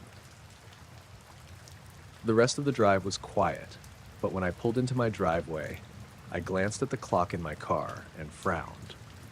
The trip back usually takes about 30 minutes. I'd left my friend's place around 12:45, and even with pulling over for a few minutes, I should have been home just after 1:15. The clock said 1:42.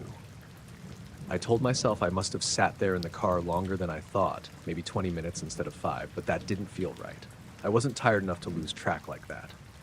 I went inside, made tea, and tried the radio in the kitchen. It was fine. Clear stations, music, late-night chatter. I almost called someone to tell them what I'd seen, but it felt ridiculous to explain. A floating street lamp that slid sideways into a hill? It sounded like something I'd made up. The next day, I drove back out that way in daylight. The field looked normal. Patchy grass, no structures, no tire tracks. The hill was just a gentle rise, maybe 10 feet higher than the field, with nothing behind it but more land sloping down toward the woods. No sign of anything that could have hung a light out there. I stood by the side of the road for a while, trying to picture it again in my head. Same spot, same height, same steady glow. But in daylight, it was just empty space.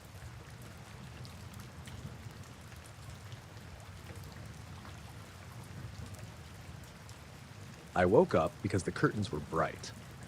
Not a streetlight glow or the neighbor's porch. It was a steady, pale wash that moved across the wall like someone had put a flashlight against the fabric and left it there. I sat up and my phone read 2:17 a.m. The house was otherwise exactly as it always was. My shoes by the door, the coffee tin in the kitchen, the fan on timer in the hallway, so I knew I wasn't dreaming. My name's Aaron. I live in a narrow lot house on the edge of town, backs onto a strip of scrub and the small river people fish from in summer. It's quiet most nights. Tonight the radio didn't come on. Nothing mechanical ticked. There was just that light through the curtains, pulsing the way a heart does when you can see it through someone's shirt. The first minute, I told myself it was the moon, but the moon was elsewhere in the sky, and a moon doesn't blink like that. I pulled on pants and a sweatshirt over bare feet, went to the back door, and opened it up. The air smelled like rain, even though the forecast called for clear. The grass was cool under my feet. The light was directly ahead, above the strip of trees by the river. It filled the yard and the sky over it, so I couldn't make out any stars in that patch. It was the wrong kind of white, not warm, not cold, like a photo flash left on and dimmed to a slow throb. It made no sound. No hum, no mechanical whining, no distant motor. The air didn't move any differently inside that pool of light. The trees didn't sway more or less. My neighbor's dog didn't bark. In fact, some animal down by the river, an owl or a raccoon, I couldn't tell, started calling and then stopped abruptly, like someone muted the world. I stood on the patio and watched it pulse. Once, twice, 3 times. I thought about every rational explanation I could. A construction floodlight, someone with a generator up on the far bank, a police helicopter. None of them fit. I could see the neighbors' houses to the left and right. Every window I could see was dark. There were no beams, no moving searchlights, nothing reflective in the trees. It wasn't close enough to smell anything, but it wasn't so far away that I felt removed. It was a little too close. When something doesn't make sense, everything small piles up. I remembered the motion sensor on the garage that had gone deaf 2 nights ago. It hadn't clicked any lights when I came home. My truck's clock had been 3 minutes off this morning. I chalked it up to the battery I changed. The neighborhood Facebook group had a post earlier in the week about a strange humming some people on the south side heard at 11 p.m. I thought those things were small, disconnected, until I stood there and realized I'd been noticing little electrical hiccups and odd noises over days and not connecting them. I told myself to call someone and then clapped a hand over the phone because my voice sounded thin in the night. Who do you call for a light over your backyard? I thought about dialing the non-emergency police number and felt stupid. The sensible part of my brain wanted to go back inside, lock the door, and wait for morning. The rest of me wanted to walk out into that pool of light and see what it did. I took 3 steps off the patio, my bare feet sinking slightly in the damp grass, and for a second the world felt larger, like the yard had deeper edges than usual. The light pulsed and seemed to lean, not dim, but shift so the center narrowed. I kept walking toward it without meaning to, took another step, and then something, maybe just the way my ears registered distance, made me stop. In that still moment, the light blinked twice, faster than before, and then it was gone the way you put your thumb over a flashlight. Immediate, complete.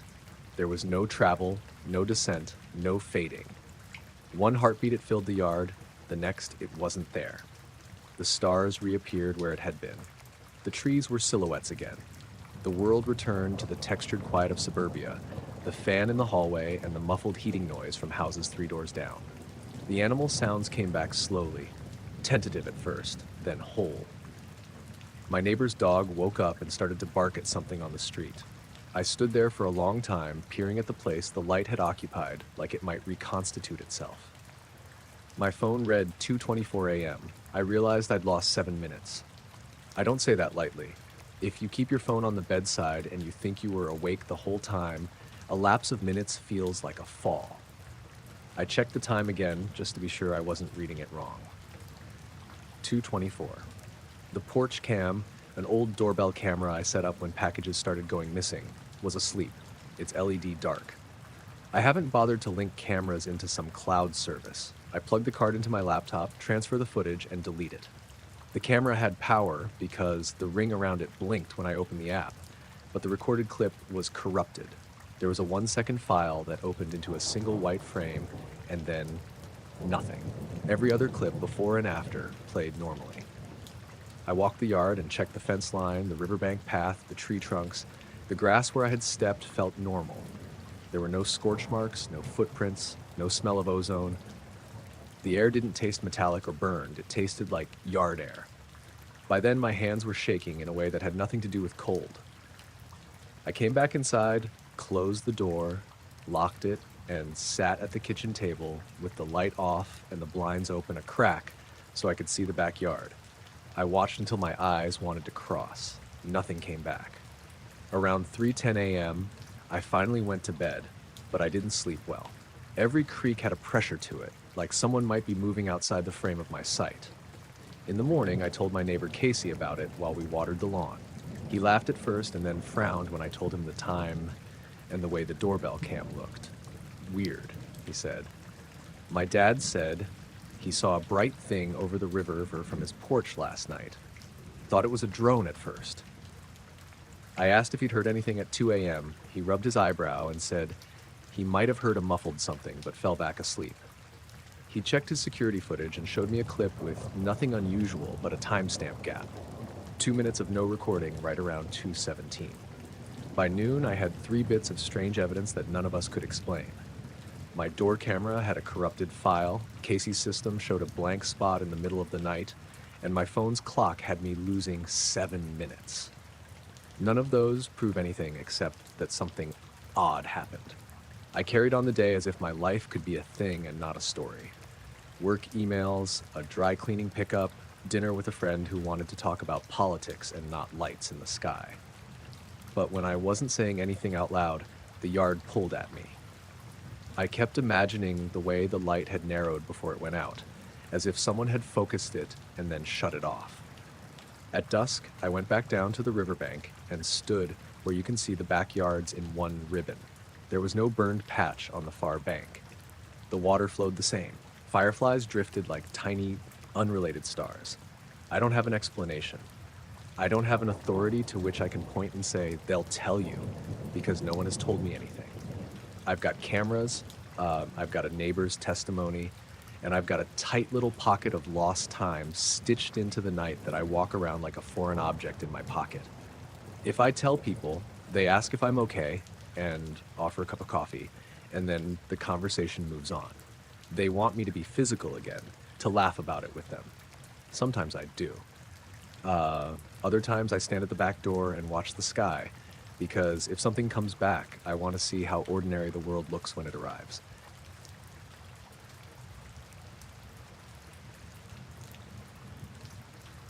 I woke up because the curtains were too bright. It wasn't a slow leaking glow from a street lamp. It was a steady, pale light that washed the whole bedroom like someone had hung a sheet and shone a flashlight straight at it. I checked my phone out of habit, 2:11 a.m., and for a second, I pinned all the normal explanations to the back of my head. A car with high beams, a neighbor leaving the porch light on, a late-night delivery truck. None of them fit the way the light pressed itself into the room, filling the corners without throwing hard shadows. My name is Ben. I live in a small split level at the end of a cul-de-sac, yards away from the marsh that runs along the edge of town. We get quiet nights out there, the kind where you can hear frogs and the occasional truck down on the highway. Tonight, though, the whole house felt keyed up. The kitchen clock on the counter had stopped at 1:47 earlier that day, and I hadn't thought to change the battery. My old radio, the one I keep tuned to a talk station for background noise, had been acting weird all week, static whenever the show got serious, then snapping back. Little things, ordinary, and I hadn't connected any of them until the light was on the curtains. I pulled on sweatpants and a t-shirt and padded to the back door barefoot. The air outside smelled like the marsh after rain, wet and green, even though the forecast was for clear skies. The light was directly over the high cedar at the far edge of the yard. It made the trees look like paper cutouts. It was close enough that the stars in that quarter of the sky didn't show at all. The light flattened them like someone had erased a patch of the night. It made no sound, no hum, no motor, no prop wash that you feel more than hear. The only sound was the small, insistent chirp of the smoke detector in the hallway. Battery low, I told myself, and the distant, surprised bark of Mrs. Lopez's dog 2 houses over, which cut off as if someone had flipped a switch. For a moment I stood there on the concrete step, holding the door frame with both hands, and talked myself through what it could be. It didn't feel like what could it be so much as what should I do? I went down the steps onto the lawn because that was the only option that didn't feel stupid. Call 911, drive into town, wait inside and pretend I was asleep? The decision to go outside wasn't brave. It was the path that let me be where the light was. The grass was slick with dew, cold through my bare feet. The light pulsed, not a bright strobe, but a slow, regular breathing. On, off, on, like the glow of a phone screen when someone's checking it at the edge of your awareness. As I walked toward it, my watch, an old analog I'd worn for years, took its own little extra second to tick. I remember thinking how exact the pulse was, how mechanically precise, and then how irrational that thought already sounded. When I got to the middle of the yard, a shadow from the cedar fell across my boots. The light narrowed for a sliver of a second, like it had been focused through a lens and then opened back up. I took another step and the pulse quickened, not alarming but noticeable, and then, just like that, the light was gone. No fade, no travel. One moment the sky was white above the cedar, and the next it was a normal black patch full of stars. The silence that followed was not silence exactly. It was the restoration of ordinary sounds. The far highway hum, an owl's tentative call, the creak of a neighbor's screen door. My watch read 2:17. My phone, which I'd left unlocked on the kitchen counter, said 2:19 when I checked it later. I had a sense, odd and discreet, that a minute or three had shifted around while I hadn't been looking. I went back inside and tried to act normal in the bright rectangle of the kitchen light. I peeled an orange, the skin sliding off in one long strip, and listened to the house. The radio in the living room was dead when I turned it on, plain black static no matter what station I tuned. When I checked the doorbell camera app on the phone, the live feed showed the sidewalk and the marsh path in the moonlight. Everything ordinary. I scrolled back through the recordings and found one long, unbroken block of footage from 1 through 209, and then a file that was a single white frame at 210 and nothing else until 220 when normal footage resumed. I replayed that white frame until I felt like my eyes were burning. It was a single washed image, no shape, no detail, as if the sensor had been blinded. I called my brother, because you call a brother when you don't want to be alone with a small impossibility. He answered on the third ring, sleepy and grumpy, and when I told him what I'd seen, he laughed. "Probably a police helicopter," he said, like that explained it, and then stopped when I told him the way the light pulsed and how it had vanished when I'd stepped into the yard. He told me not to be dramatic, not to make a thing of it.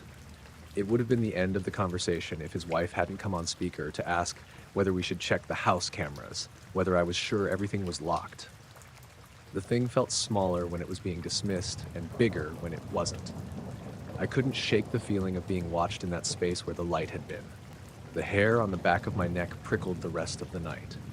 I checked the windows 3 times and secured the doors. I slept in fits. Whenever I drifted, the house sounded louder, like the pipes and the furnace and the wind were rehearsing for me. At dawn, I walked the yard with a flashlight. There was no trace on the grass, no scorch, no scent of metal or ozone. The ground was firm, and the dew had flattened under my footprints as if nothing had happened at all. I ran into Mrs. Lopez on her way to walk the dog. She said she had heard a strange whistle around 2 and thought a train must be near. She hadn't seen anything. Down at the marsh path, a couple walking their terrier told me they had been up late watching the meteor shower and that they remembered a bright flash over the cedar that they assumed was a falling star. Both of their versions felt like puzzle pieces that almost fit, but the edges didn't match mine. The whistle, the flash, each explanation was plausible on its own, but didn't explain the other little details. The canceled recording, the way the radio had gone dead, the way every creature in earshot seemed to take a breath and then stop. I tried to go about the day like a person with obligations. Work emails, a dentist appointment I'd rescheduled twice, but the night kept threatening to fold back over me. I avoided the backyard until dusk, like there was an etiquette to approaching the place where something odd had been. My neighbor Tom, who runs the hardware store and fancies himself unshakable, came by and clapped me on the shoulder. "Don't let it get to you," he said, which is the thing people say because they don't know what else to give. When the sky went deep and the creek frogs started up again, I stood at the kitchen window and looked at the cedar. The stars were normal, pinprick sharp. I told myself that no one else might ever notice it, that a dozen people could see a thing and give it a dozen different names, or no name at all. I thought about the white frame on the camera and the way time had seemed to compress. I thought about the way the light had disappeared the instant I stepped into its reach, like it had been an outer shell I wasn't meant to cross. I sleep in my own bed that night, the curtains closed tight. The house seems ordinary. Pipes, fan, the low pulse of the fridge, but everything smells faintly like the marsh after rain. Around 1 in the morning, I woke to the curtains moving a little, and my heart climbed into my throat until I realized it was only the cat perched on the sill watching something outside. I left the curtain undisturbed and listened instead. The night went on, ordinary and strange at once. I don't have a name for what I saw. I don't have a measurement, a photograph I trust, or an authority to call who might say, "Yes, that happened," and mean it in a way that rescues the ordinary. I have the image of a pale, steady light, its slow pulse, the blank white file on my camera, and the sense that stepping into certain quiet things makes them stop being there. I sleep, I work, I make coffee, and at odd moments my mind pushes against the shape of that light, trying to find edges to grip. It keeps sliding away.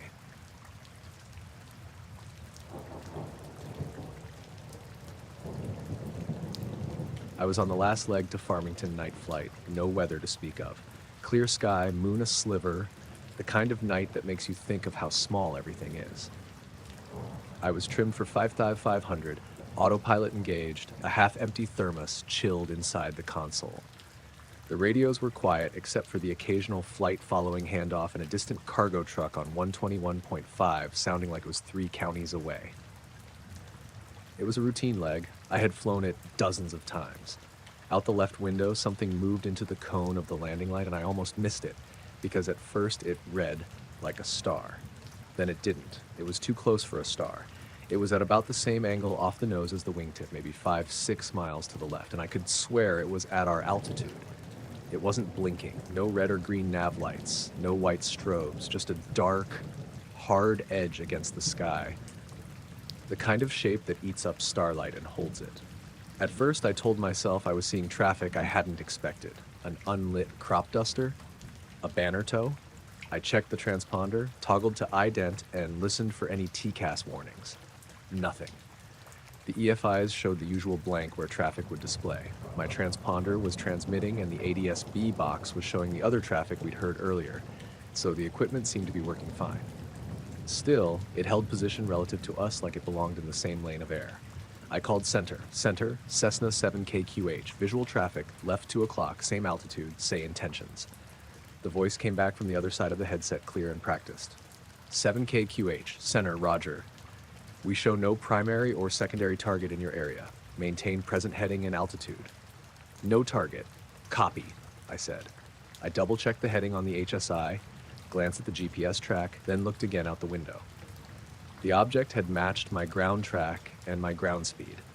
Not perfectly in the way 2 airplanes occasionally sit beside each other, but it kept pace as if it were glued to our velocity vector, the dark edge maintaining that impossible station next to me. I disengaged the autopilot and put the yoke over, just to feel the motion. I banked left 3 degrees to get a better look, and the thing did something I couldn't find an easy word for. It rolled. Not banked or turned, but rolled, as if gravity had loosened its hold and it turned on an axis sideways, a slow, lazy roll unlike anything an airplane normally does. It slid then, laterally, exactly opposite my bank, with a fluidity like a model in water. It never accelerated in the hard sense. There was no plume, no wake. It simply moved. We could have been a matched pair of dancers and it complicating the choreography without effort. I called center again, voice steadier than I felt. Center, 7KQH. Right now the traffic's holding exactly parallel. It's rolling away to the west. Static hummed for a moment and the controller answered. A tone I now know means they were running the scope to see primary returns. Negative, 7KQH. No targets. Are you receiving any interference? Negative on interference, I said.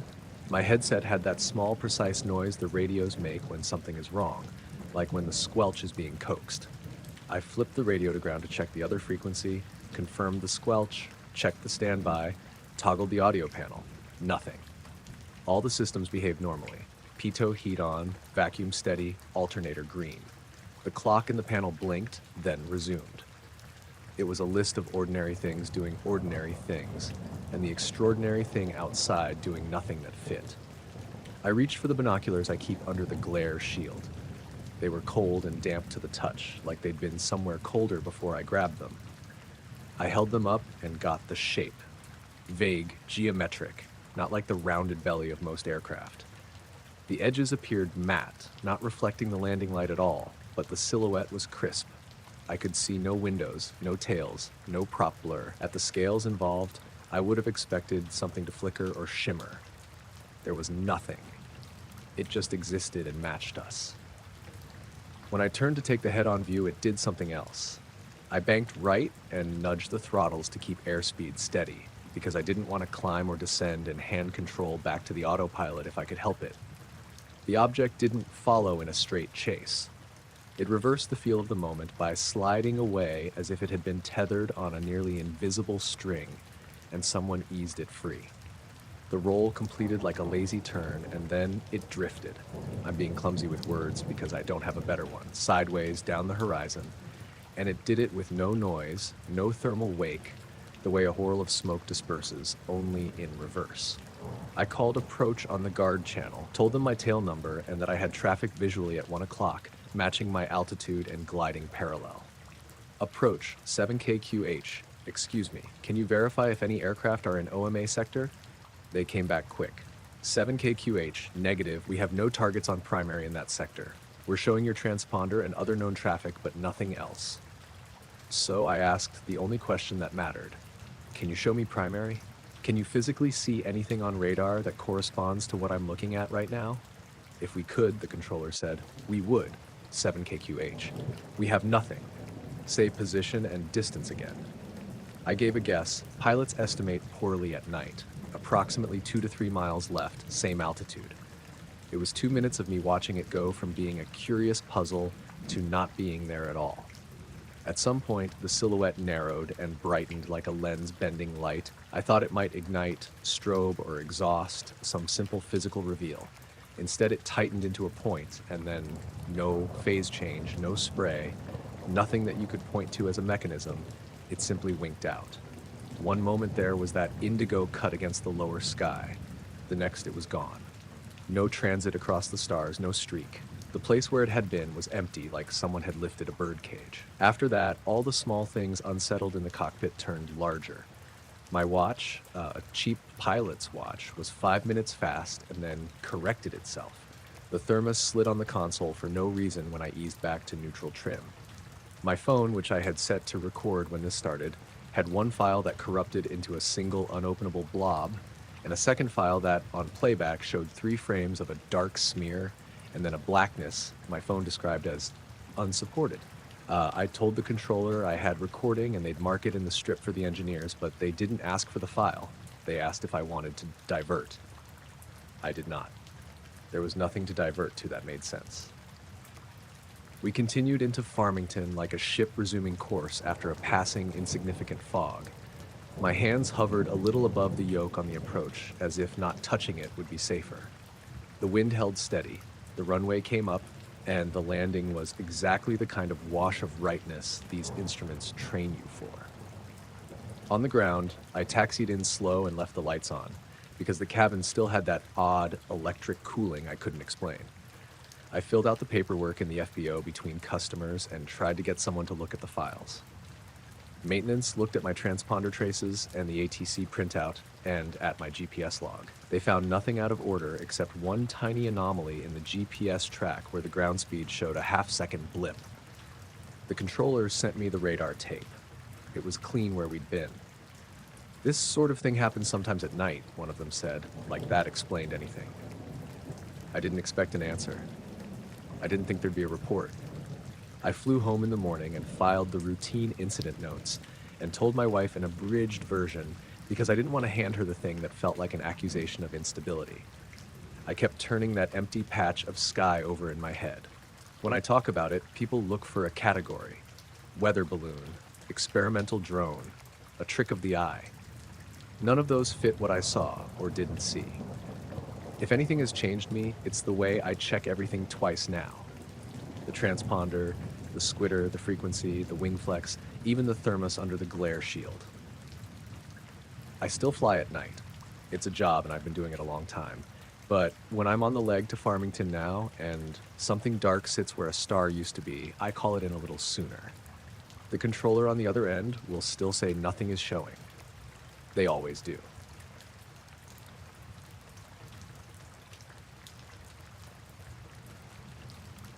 The bright point was over the maple before I understood what I was seeing.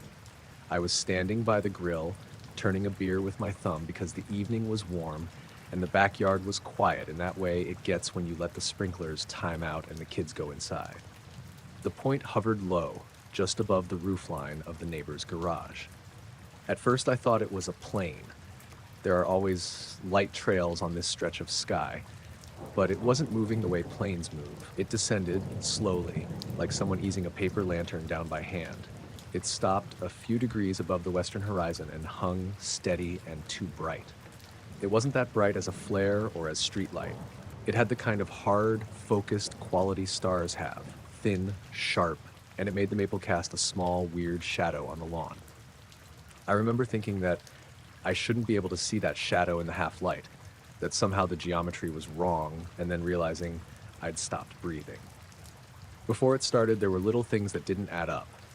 The porch light had come on, then flicked off twice by itself, like someone was checking the switch. Our dog, Gus, who will sprint through thunder and keep chasing the ball, even when it's pouring, was sitting on the back step with his head tilted as if he were listening.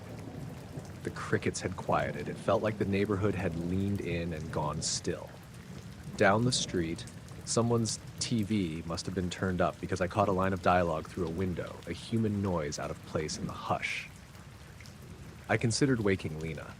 She was in the kitchen finishing up dishes. I called her name, low, almost casual, because nothing about a falling star seemed worth panicking over. She opened the back door and stood beside me in her slippers. We watched in silence for maybe a minute. The light didn't blink, didn't flicker. It just hung there, impossible and slow.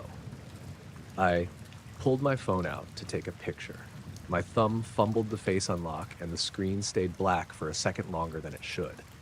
When it lit, the camera app opened to a grainy frame where the tree lines looked like they'd been smudged. The bright point registered as an overexposed smear, nothing like what my eye was seeing. I switched to video. The phone warmed in my hand faster than usual, like something inside it was working harder than it should have to hold the image. I filmed 10 seconds, then 20.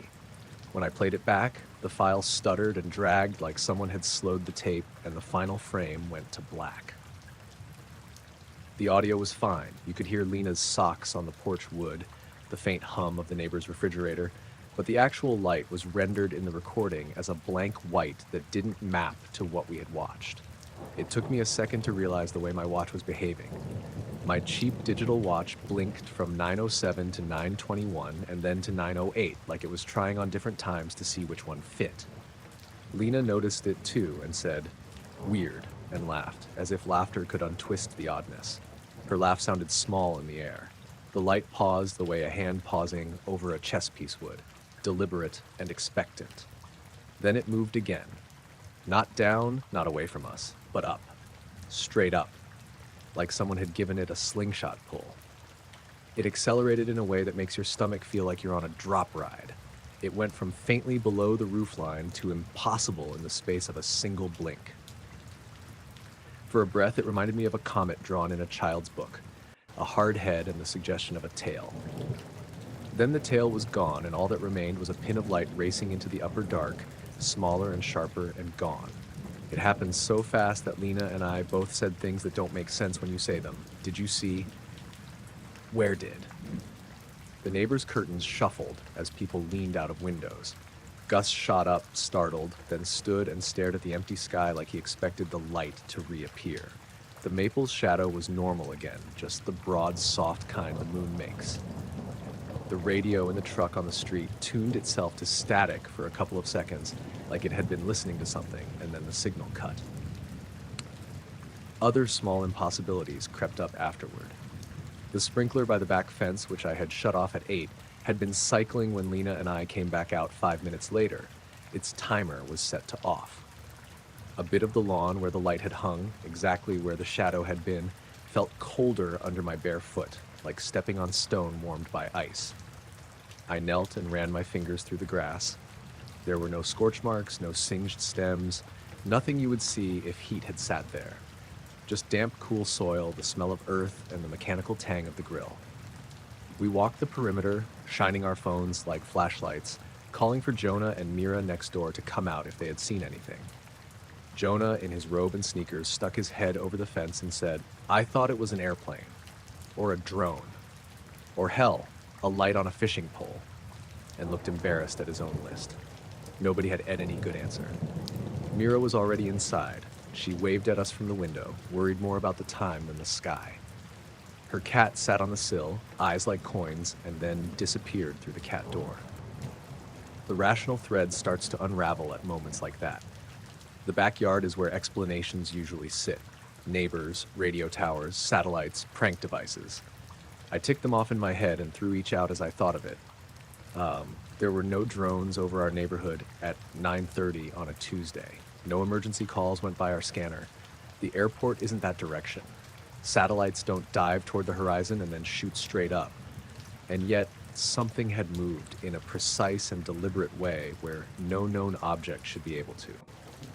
We sat back on the porch steps for a long time, each of us holding the blank beat of our phone screens like they might show something on playback. Lena said maybe it was a meteor, and I told her a comet was visible last month. That's what your brain does. It matches pattern to pattern.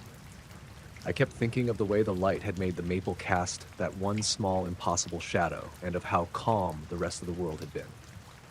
The sky, after the tick of light, went ordinary. Stars where they should be, a thin band of haze over the western trees. The moon was a dry coin. When we went back inside, Gus followed, then sat at the kitchen door, refusing to come further.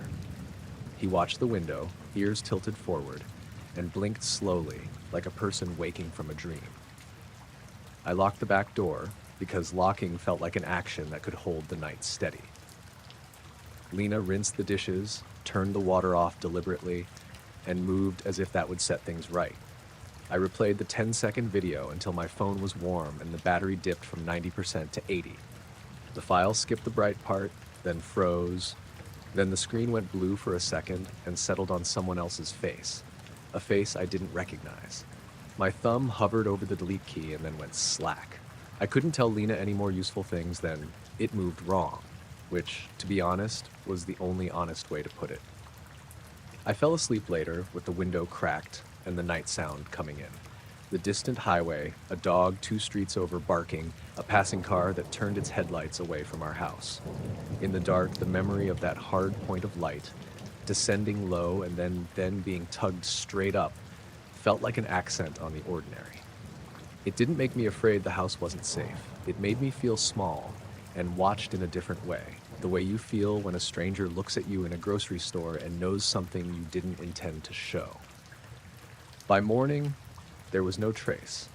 The maple looked the same, the sprinkler timer was on its usual cycle, and Jonah banged a hammer in his garage like nothing unusual had happened.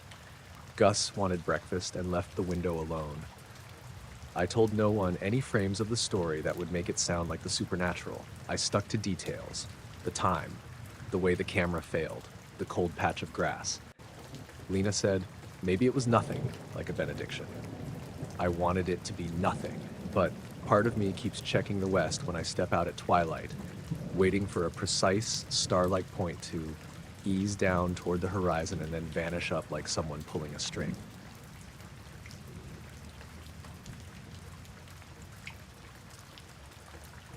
I drove into the mist without thinking much about it. You could see it, hanging low over the fields, even from 100 yards away, like someone had laid a sheet of cotton over the road. It wasn't the usual highway fog that eats your headlights and leaves you squinting. This stuff glowed from inside, a pale, even light that made the wet paint on the guardrail look like a strip of moon. My radio cut to static the moment the front of the car slid under it. The hiss filled the dash, then the whole world tuned down a notch, like someone had pressed mute at the edges. I tapped the steering wheel to the beat of the static. The highway was empty. It was late, later than I meant to be, because I had stayed at the shop organizing cabinets for an extra hour, telling myself I'd be home in time to make breakfast for Sunday. There was a diner sign back where I'd turned off, a soft blue, and a truck idling at the far exit. Other than that, nothing. The mist was a low ceiling, and it made everything feel small somehow, like the world had been tucked into a shoebox. At first, I thought the radio had simply lost reception. It happens when you slip between towers, old crap in a cheap car. I thumbed the dial. The static was the same no matter what station I tried. I told myself I should turn around, go back to the light of the interstate. But the fog had a peculiar hold, a softness that made the idea of reversing feel wrong. I drove slower, one hand on the wheel, the other touching the leather where the heat from the morning's coffee had stayed. There were small, stupid things before the gap. Things that were only strange because they're not supposed to be. The highway mileposts that usually slid past at the speed limit seemed to skip. 34, then 38, then 43. The digital clock in the dash flashed 2:07 and then, a breath later, 2:07 again. A pickup that had been a quarter mile ahead faded out of view, and then, when I glanced at my mirror, wasn't there in any reflection. The taillights I remembered seeing were simply gone, like someone had turned off a distant string of Christmas lights. There was a sound too, muted and constant under the static, like the note of a generator far off.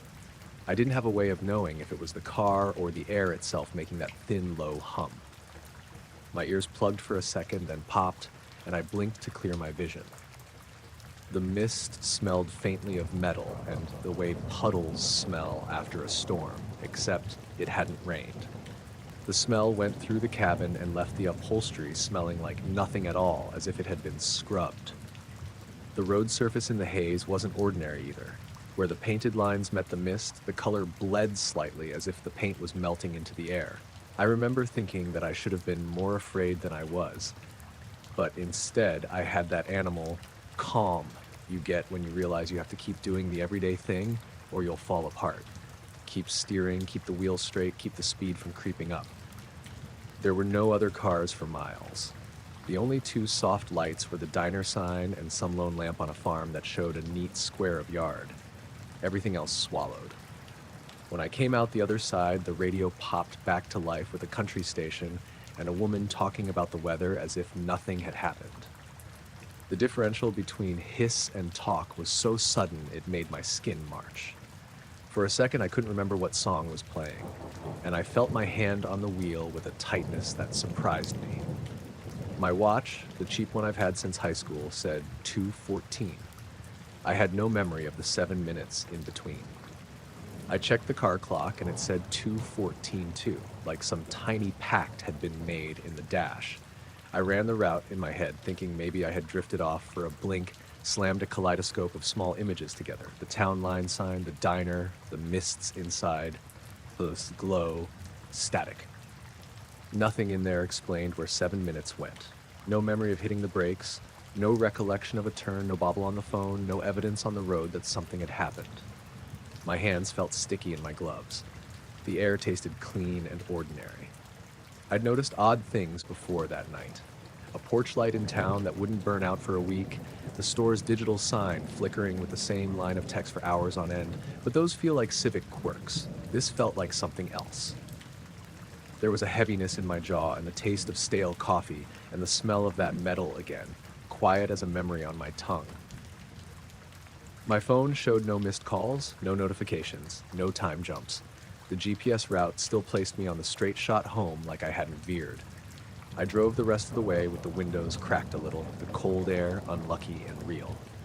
At the stoplight near my street, a kid on a bike rode past, headphones on, singing to himself. The real weight of the time drift hit when his watch said what my watch did, and I had that moment where I couldn't match my hour to anything but the glow of the neighbor's porch. Did you hit something?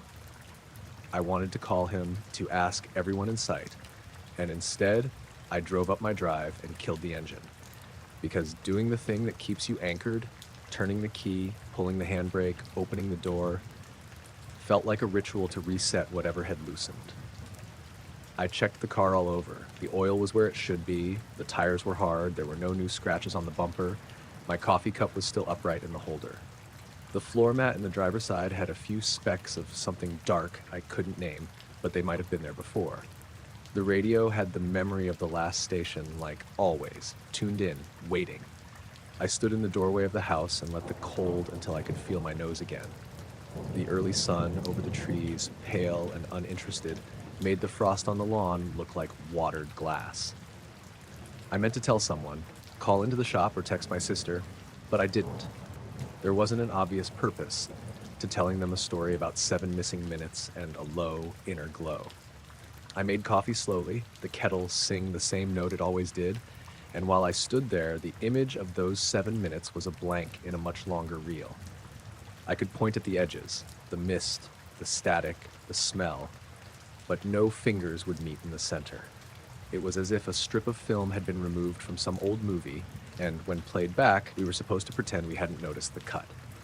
In the days since, I've gone back over that stretch of road during the day because people do that when something strange happens. They look for wear and tear, for a reason, for proof. The farm lights are the same. The diner looks like it did, a yellowed menu and a man sweeping the sidewalk. Mile markers sit where they should, one by one. The glass in my watch is a little scratched from the trip to the toolbox last month. My radio works fine on its usual frequencies. Static comes only when I'm somewhere with bad reception. Once or twice, driving home at night now, I'll see a patch of the neighbor's field that looks as if it has been lit from below, like the glow I saw, a soft and impossible light that doesn't belong to any lamp. I blink, and it's lawn and fence, the way lawns are. Sometimes I tell myself maybe I dozed, maybe a backroad truck's headlights flashed in the mirror, maybe there's a less interesting explanation scaled up by coincidence. Other times there's just the memory of the hiss and the hum and the exact quiet of my car under that ceiling of stuff, and the knowledge that when I looked down my clock said exactly the same minute twice. I don't have a story with an ending. I have the thing itself and the small, steady business of living around it. I got home, I made coffee, I went to sleep. The 7 missing minutes sit in my head like a pause between breaths.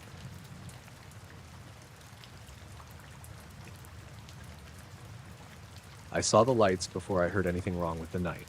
They threaded through the furse ahead of the switchback, a neat little row of pale pinpricks, moving like somebody had strung a thin line of tiny lanterns and was shaking it gently.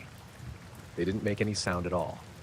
They threaded and wheeled between trunks, dipping low under branches, then rising and weaving again, almost as if they were following the trail where a person would walk. For a second, I thought of campers with little LED markers, morons with phones lighting their way. And then I remembered I was alone on the ridge, and there was nobody on the trail that night. My headlamp was slung around my neck. I hadn't turned it on because there was a moon, big and white and full enough to throw shadows. I had my pack lighted dimly, the red LED near the zipper blinking. The air smelled like damp earth and pine pitch. My breath came out in a thin fog that stung my lungs. I stopped, just like you stop when you see deer on a road, the way your skin notices the movement before the thought does. The lights moved as if alive. They were not spaced like people, more like the pattern of attentive things. 3 in a cluster, then a single one that stalled, then 4 that spun like a thought. They had a soft warmth to them, like candlelight seen through glass, not the cold, hard white of LEDs. They didn't reflect on the wet needles or the glossy bark. Sometimes one would slip behind a trunk and come out a hair's breadth to the right as if it had gone through the trunk. I told myself not to be stupid. I told myself it was swamp gas, will-o-wisps, the kind of old-sounding explanation you think is ridiculous until you see it. I had been hiking with Maya and Tom earlier. They were out in front, moving faster than I was. But they had peeled off at the rocky pitch where the trail drops toward the creek. I had lagged because my knee was acting up, complaining when the slope steepened. The plan was to catch them at the switchback and maybe stop to eat. By the time I stepped out of the trees onto the little bench of trail, the lights were ahead of me, a sinuous line of tiny suns that didn't belong. I started walking. My boots barely made a sound on the packed soil. The night swallowed the click of buckles and the scratch of cloth. The lights threaded forward, and each time I thought I'd catch up, they turned and slid just out of reach, like they were curious and cautious at the same time. My heartbeat went to my throat. It's an odd sensation to feel your own blood like that, loud and private. I felt watched, but not in the way you feel when a person looks at you. This was wider, like the way a room knows you're in it. When I had maybe 50 yards to them, a breeze shifted. The pines on the left side. Somewhere below, a branch cracked, but it was a small sound and not the kind that explained what I was seeing. Every bird hush I know, the sudden stop of night jitters when a hawk passes, had happened before those lights appeared. The crickets had thinned to nothing. I realized then that I could not hear Maya's laugh on the wind, didn't hear Tom's footfall, and that the dark, which had been full and healthy, had gone thin and very close. My headlamp sat unused, a weight against my chest. I told myself to flick it on. I told myself to call out, "Maya, Tom, you there?" Those things make sound, though, and sound is final. I kept quiet and crept forward, because curiosity has a gravity I can't seem to resist even when common sense says to go back. The lights reacted. They did the thing animals do when you make a small movement they can understand. A dart, a collective twitch, and they rose. They rose not like light tied to a body, but like little living points that could choose a path through the air. They scattered up between the tree crowns, a flock of sparrows stacking and twisting, and then, sudden and silent as paper on a breeze, they stopped. They hung there, mid-air, maybe 50 feet above the trail, arranged in no pattern I could name. Some were in a tight little cluster like a child holding bunches of stars. Some were spaced out like notes on a sheet of music. They didn't flicker. They didn't sink. They didn't move at all. The moon washed through them and turned the bark of the pines silver. The lights had a steady, honeyed glow that neither burned nor reflected. I must have been holding my breath because my lungs stung and the fog of it rolled out in a white puff. My hand went, without my thinking, to my phone in my pocket. It was cold. The screen woke and showed me the lock screen with the time, 11:42, and no notifications. My compass app, the crude digital arrow I'd used more for fun than navigation, spun a lazy half-turn and stopped, showing north in the wrong direction. My watch read a different minute. The second hand quivered. These are small, stupid things, the kind of details you notice only because your mind is desperate for something to explain the big thing. I put the phone back, unused. Then the lights winked off. Not all at once. One would go dark, like a bulb being twisted, and then another and another. The pattern was almost casual, like eyelids blinking. When the third light went, that mid-air hush felt even deeper. I remember thinking absurdly that I could still see the moon and the stars, that the sky was ordinary enough, and that made the things dangling between the branches seem more unnatural than they might otherwise have been. One by one, they blinked out until there was nothing left but the moon and the quiet and my own breath. It was so immediate and mundane in its ending that for a second I was annoyed. Annoyance has a way of filling the slot left by fear. It feels sturdier. I called out then, a small, stupid human sound, "Hey!" and the echo came back thinner than my voice. I stood there until my legs felt numb. I thought of turning on my headlamp and walking back to camp, of calling Maya or Tom, but my hands were lead. I told myself that whatever had been there had gone, and that was, if not an explanation, at least a closure. I walked forward to the place where the lights had been and kicked at the soft duff of needles with the toe of my boot. There was nothing, of course. No scorch, no residue, no sign that light had been hung on the night. Just the usual damp leaves and a little offended beetle scrambling away. When I reached the clearing where the creek runs, I found Maya and Tom sitting on an upturned log, their headlamps off, faces pale with worry. "We heard you call," Maya said. She had been down by the water when I slowed, she said, and thought I had turned back. Tom's pack lay open with a map peeking out. They'd seen nothing. When I asked them to explain what I'd seen, they shrugged the way people do when they want to be reasonable and keep living. "Maybe fireflies?" Tom offered. It might have been simpler if they'd seen it too. There's an easy unanimity to a shared oddity. But they hadn't, and their suggestion felt thin. We hiked back the way we had come in a loose, silent line, each of us moving on a different small current of thought. The trail that night was the trail that had always been there. Roots, stones, a place where once my boot had slipped and I'd landed with a scraped palm. Familiar, ordinary. As we walked, a dog barked somewhere in the distance, and the sound cracked like relief. At home later, in the pale hum of my kitchen light, I scrubbed at my boots and thought about the lights hanging in the trees.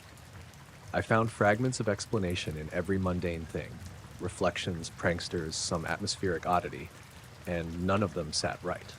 There was no evidence to show, no photograph on my camera, no burned spot in the bark.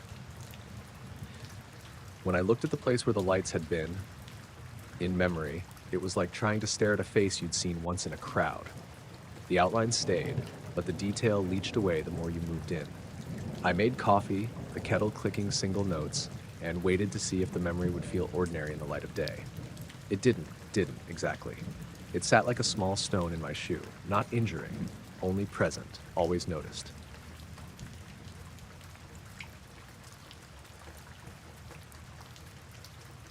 The bobber dipped once, twice, then sat up like nothing had happened. I was about 3 hours into an overnight shift on the lake. Cold coffee in a thermos, a cheap headlamp clipped to the bill of my cap, everything set to the simple rhythm of line out, line in. The water was a flat sheet under a clear sky. I liked nights like that. You didn't have to think about much besides the next cast. A heron cut the quiet with a slow wing beat and landed on a far piling. I watched its silhouette against the stars, thinking about how steady its neck looked when it froze to wait. My float bumped again, and I set the hook out of habit. Nothing. I reeled in a line that looked exactly the same as when I let it out. There were little things that first looked like regular fishing annoyances. My watch, an old analog I'd worn since college, ticked a beat behind, and then caught up. A distant cabin light across the inlet blinked once and stayed dark for a longer minute than it should have, like someone had put a thumb over its switch. The frogs that live in the marsh on the near side had been noisy, but now their chorus thinned to a thread and then stopped altogether. It was the kind of silence that made the small sounds in the boat big. The scraping of the oar against the hull, the soft clink of my lure pulling against the rod tip. I moved to grab another bottle of coffee, and the thermos cap stuck, which was stupid. Brand new, I thought. I pried it, pulled too hard, and when the cap came free, a thin arc of steam rose and vanished as if the night inhaled it. Those tiny things stacked up like cards and made me a little aware of the dark around me, the way you notice a loose floorboard just before you step on it. At first, I thought the odd reflection was a trick of the ripples. The sky was a clean scatter of stars, and the water near my bow mirrored them like glass. Then, a patch of brightness moved on the surface that didn't seem to belong to any star. It wasn't a shimmer or a passing wake. It was a plane of light with a straight edge, as if a sheet of metal had been laid flat on the water and tilted just enough to catch the starlight differently. I put my hand on the rod and stared. The patch wasn't parallel to the sky. It answered to no wind. When I leaned forward, the glow in the water slid left. When I peered over to the right, it moved right. It moved the opposite way of my head, which is the first honest piece of panic I felt, the float bobbing in tune with my heartbeat. I set the rod down and stood, boots hollow on the boat floor. The LED on my headlamp washed the interior in a small, soft cone. The world beyond stayed black. The reflection held its angle. A perfect rectangle of light hung on the surface, a looking glass that should have shown sky and trees, but showed instead an almost white plain, like an unmarked billboard seen from the wrong angle. It was too clean. Water doesn't hold a straight corner that long unless something's under it. I reached for the binoculars on the seat, the cheap field glass I've used for deer and distant boats, and lifted them to my eyes. Through the lenses, the water's mirror was the same bright plane. When I followed that plane up, because that's what you do, you trace the thing you can't understand, the image changed. The brightness in the water tilted, then broke apart, and I saw the edge of a shape slice upward against the starfield. A crisp, hard line, not the vague oval of a plane or the soft silhouette of a low cloud. It was an angle, a straight corner that suggested a corner of something larger. It didn't make a whooshing sound, didn't throw out a beam or a glare. It simply sat in the sky for a breath, a dark wedge against the stars. The binoculars trembled in my hands. The wedge looked like a piece of paper held up between two fingers. Thin, absolute, sharper than anything the atmosphere should have allowed. I lowered the binoculars because my eyes burned and the wedge had a feeling to it, like when you stare too long at the sun and everything around the sun goes wrong. When I looked back, the patch on the water had slid again, and the wedge in the sky had smudged into nothing the way a wet finger smears chalk. The stars were where they should be. The frogs were still quiet. The heron had folded its wings and disappeared as if it had never been there. For a few long seconds, the only sound was the slow drip of water off my oar and the faint rattle of the boat against the dock. I tried to tell myself it was a trick. Exhaustion, optics, a trick of reflection. And I reached for my phone to snap a picture because people always do that. Hold up a rectangle and hope the camera records the thing so your memory doesn't have to carry the whole load. The screen lit, the camera app opened, and the phone's battery icon gave me a little afterglow of assurance. I held the phone steady and touched the shutter. The image was simply stars. The small white plane, the wedge, nothing. The photo was the ordinary world as if my eyes had been lying. I tried again. The viewfinder registered only the sky, clear and reasonable. I thumbed the screen and the photo gallery showed the two plain pictures, and then the preview thumbnail glitched for a fraction of a second like a skipped frame before it snapped back. I put the phone down because I didn't like the sensation of that half glitch and started the motor. The little outboard thudded and pulled us toward the slip. The lake stayed calm under the stern, no wake, no eddy of disturbance. I kept the throttle low, wanting to test whether movement would bring the reflection back or move it away. Nothing returned. Back on the ramp, the dock boards hummed up under my boot soles. I tied the line, unstrapped the gear, and felt like someone else wearing my clothes. The road home was the old one, the two-lane that curves through pines with a strip of yellow in the middle that seems to hang you in a small tunnel of light. I drove the route slow, headlamp on white, radio off. My phone buzzed once, a morning text from my sister asking a simple thing about potatoes for Sunday dinner, and the normalcy of that message was a small ballast. I answered with something banal about picking them up because even a wrong thing is a thing you can hold. At home, I left the boat keys on the counter and sat at the kitchen table with my palms flat and the thermos cap beside my elbow. I didn't tell anyone that I saw a hard corner in the sky. You don't start with that. You test the edges first with small truths. So I said something about the frogs being odd tonight, and my neighbor asked if the fish had been good. It was room enough for me to say yes, and nothing about the bright plane that had vanished between the stars. I keep going back through the night in my head, thinking of how ordinary everything was until it wasn't. I have photos that don't show what I saw, and a thermos whose cap stuck for a stupid moment. I have the memory of a shape with an impossible edge, and the sound of the heron's wing beat when it passed over the lake, and the way the water held a patch of light like a second sky. None of it fits neatly. I slept badly that night, and when I wake at odd hours, I find my hand reaching for the headlamp on the nightstand, as if light, any light, might make the edges in the dark behave themselves. I go fishing again sometimes, the way you go back to a place you got lost to see if the path remembers you. The lake has been quiet and ordinary on every trip since. The stars sit where they're supposed to. The frogs sing again. Every now and then, in the corner of the kitchen window, I think I see a straight line against the dark, where there shouldn't be one. And I look up fast the way you look when you hear your name said by someone behind you. Nothing is there, and then the ordinary things keep going. I keep the binoculars in their case now, next to the old watch, where both of them make sense, and neither of them explains the rectangle of light that didn't belong to the stars.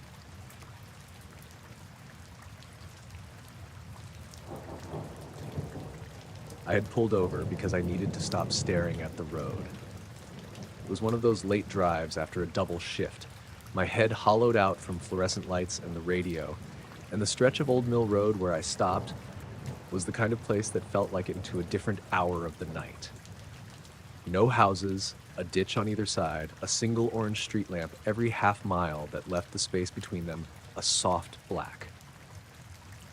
I killed the engine, left the dash clock glowing, and leaned back with my hands on the steering wheel, trying to let my eyes refocus. It was humid. The air smelled like cut grass and exhaust. Crickets were steady, not loud but constant. A couple of minutes in, I noticed a blink far off, a dim headlight rolling toward the intersection 2 miles down, the kind of approaching car you expect to pass and leave you alone again. I watched it get to the lamppost near the mill, and then it was like someone flipped it off. The light was gone a full second before it should have been, like it vanished between poles. The silence took on a different edge after that, the crickets folding a hair quieter. I told myself I was being jumpy, and reached over the stereo to turn the radio back up. Static, hissing under nothing. The display read 12:07. I remember checking the time because I wanted to know how long I'd been sitting there, and because time matters when you're trying to convince yourself you're not totally wrecked. The analog of the place lines up in my memory. The lampposts, the warm air, the smell of the car's leather. That's when the rearview mirror filled with light. Not a headlight, not a beam sweeping in from the road. The whole surface of the mirror just flashed white, like someone had put a tiny sun where my rearview normally was. It wasn't a sharp flash, not like a camera. It was a flat, clean white that took up the whole rectangle and stayed there for an odd, soft second, bright enough to repaint the interior in pale color. The glove compartment, the curve of my steering wheel, the tiny scratches near the gear shifter, everything went white in the mirror. And yet when I looked up through the back window, there was nothing. Just the black road, the ditch, a patch of cattails, no vehicle lights, no people, no faint shape that could explain where that mirror light had come from. I turned in my seat, slow and stupid, like I was trying to be careful. The angle is enough to show you the road behind the car and a little of the embankment. There was absolutely nothing there. No headlights, no flash, nothing that would have caused reflective glare. The street lamp behind me threw a narrow cone of orange across the pavement, but beyond that there was the same black ribbon of road stretching off into nothing. When I turned back, the mirror was normal, just a dark little rectangle showing a slice of empty road. The dash clock read 12:21. I remember this part exactly because my brain did a stupid little loop trying to reconcile it. 12:07 to 12:21. 14 minutes gone in the space of a breath. I sat with my hand frozen over the stereo knob and stared at the numbers like they might fess up if I looked long enough. I checked my phone. It was one of those automatic lock screen times, the quick glance you give without thinking. 12:07. The same time pattern as before. My watch, 12:08, which meant I hadn't even closed my eyes for a full minute.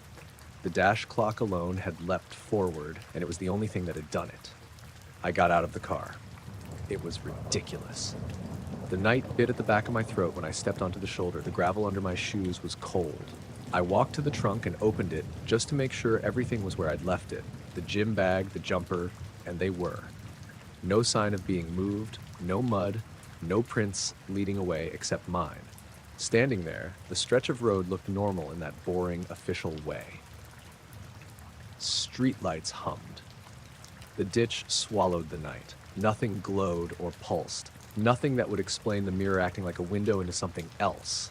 My heart was doing that flinty, clumsy thing where you feel like you might need sugar or water or an ambulance. I went back to the driver's seat and turned the engine over, trying to push the moment away by doing something ordinary. The car cough started on the third turn. Nothing dramatic, just that mechanical reluctance old cars have when the battery's lazy. I took a breath and drove off, keeping to the center of the lane like I was the only vehicle on Earth. I pulled onto the main road without breaking pace. For the next 10 minutes, I kept glancing in the rearview, half expecting the white patch to hospital lamp me again. The mirror showed the familiar, boring sweep of the road receding, a tiny patch of street lamp orange shrinking into the dark. The dashboard clock ticked forward normally after that, not skittering in time jumps anymore. My phone held steady on its timestamp. The radio, which I'd set back to something boring, came in clear. It felt like I had snapped some string and everything had put itself back into place, except that there was 14 minutes that were not in any of the devices I rely on except the car. When I got home, I checked everything twice. The thermostat was untouched. The front porch light came on when I pushed the switch with the same throb it always makes. My wife was up folding laundry in the living room and asked if I wanted coffee. I said yes and lied that I'd taken a longer smoke break out by the car. I fired off a text to a friend, a dumb line about being a tired wreck, because you look for small, tidy confirmations when the world seems off. The timestamp on the text matched my phone and my watch, 12:08. My watch was an old analog and sometimes it hangs a beat when I forget to wind it. But it matched the phone and not the dash. There was no explanation. Later, I called the dealership just to ask if the dash could misbehave like that. Could it jump?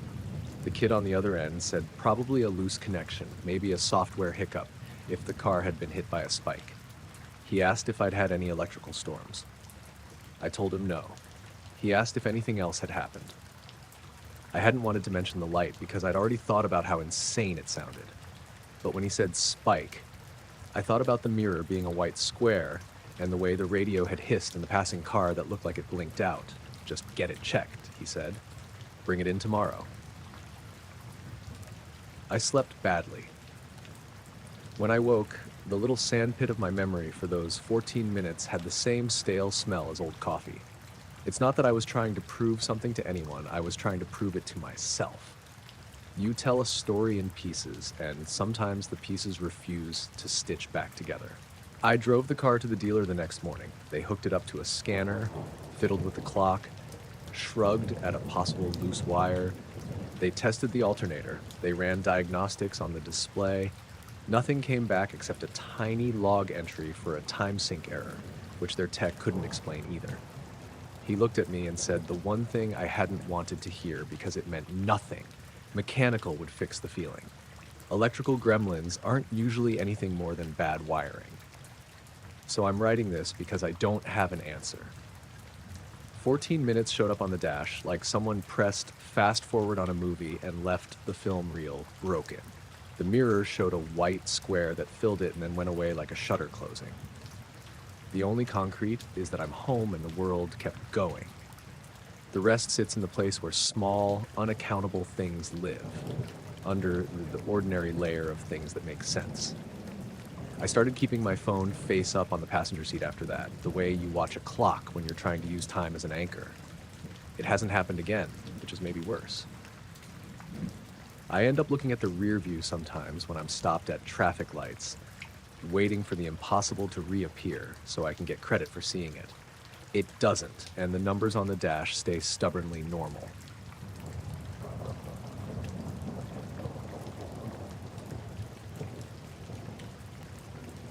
I've always liked night fishing.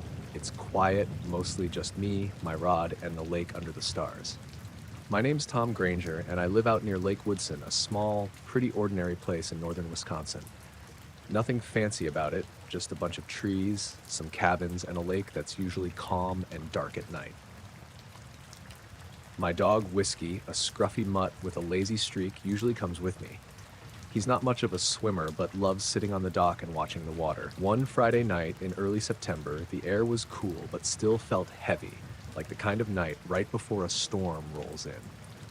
Whiskey and I headed down to the lake around 9:30 p.m., planning to fish for a few hours before calling it.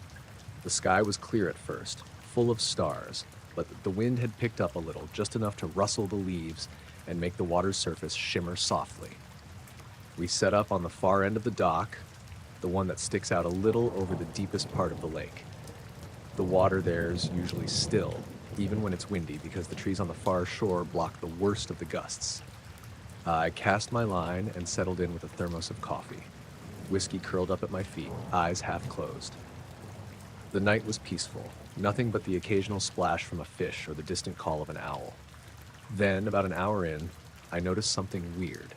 At first, it was just a faint glow near the water's surface, about 30 feet from the dock. It looked like a light, but it was too dim and kind of diffuse, like someone had dropped a glow stick under the water and it was just barely visible through the dark. I leaned forward to get a better look. The glow was pale greenish white and didn't flicker or change shape. What caught me off guard was that the water around it wasn't disturbed at all. Usually, if something's floating or moving near the surface, there's some ripple or splash. This was perfectly still, like the light was just hovering there, no contact with the water at all.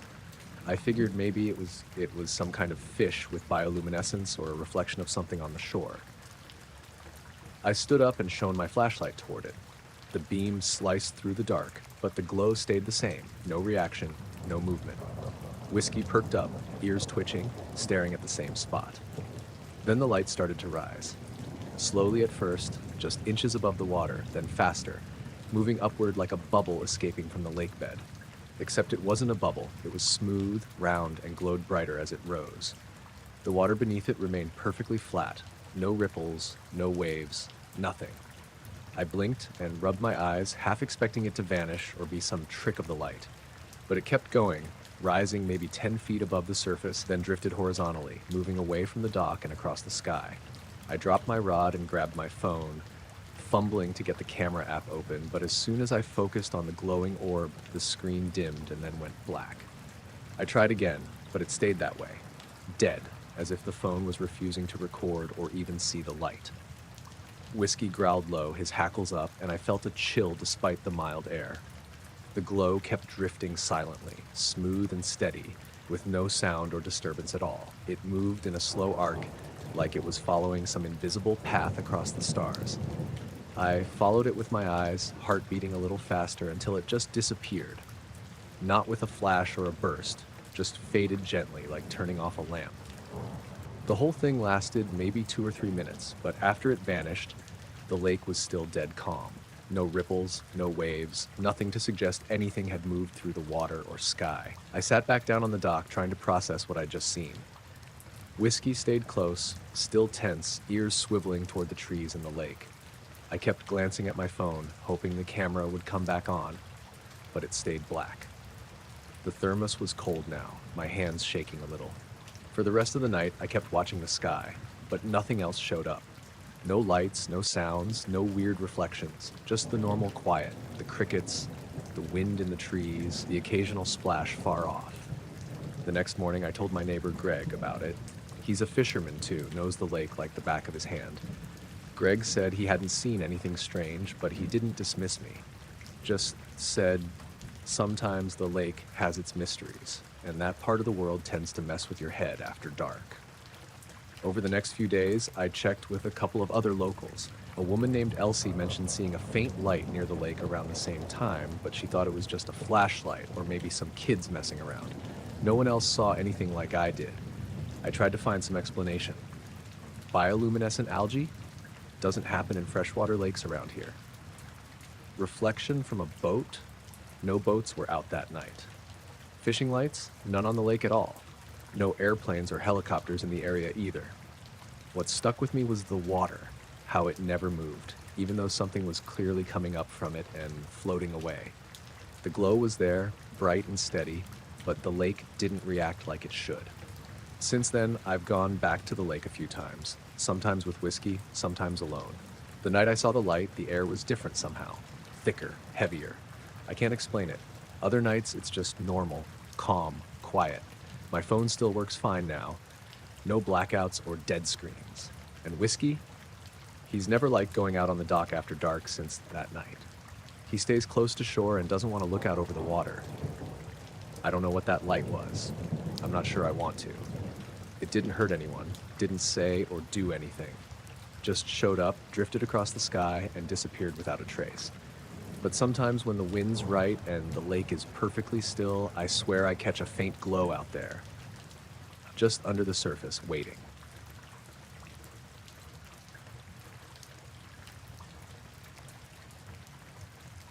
I was out walking my dog, a mutt named Pippa, on a trail behind our house in the outskirts of Asheville.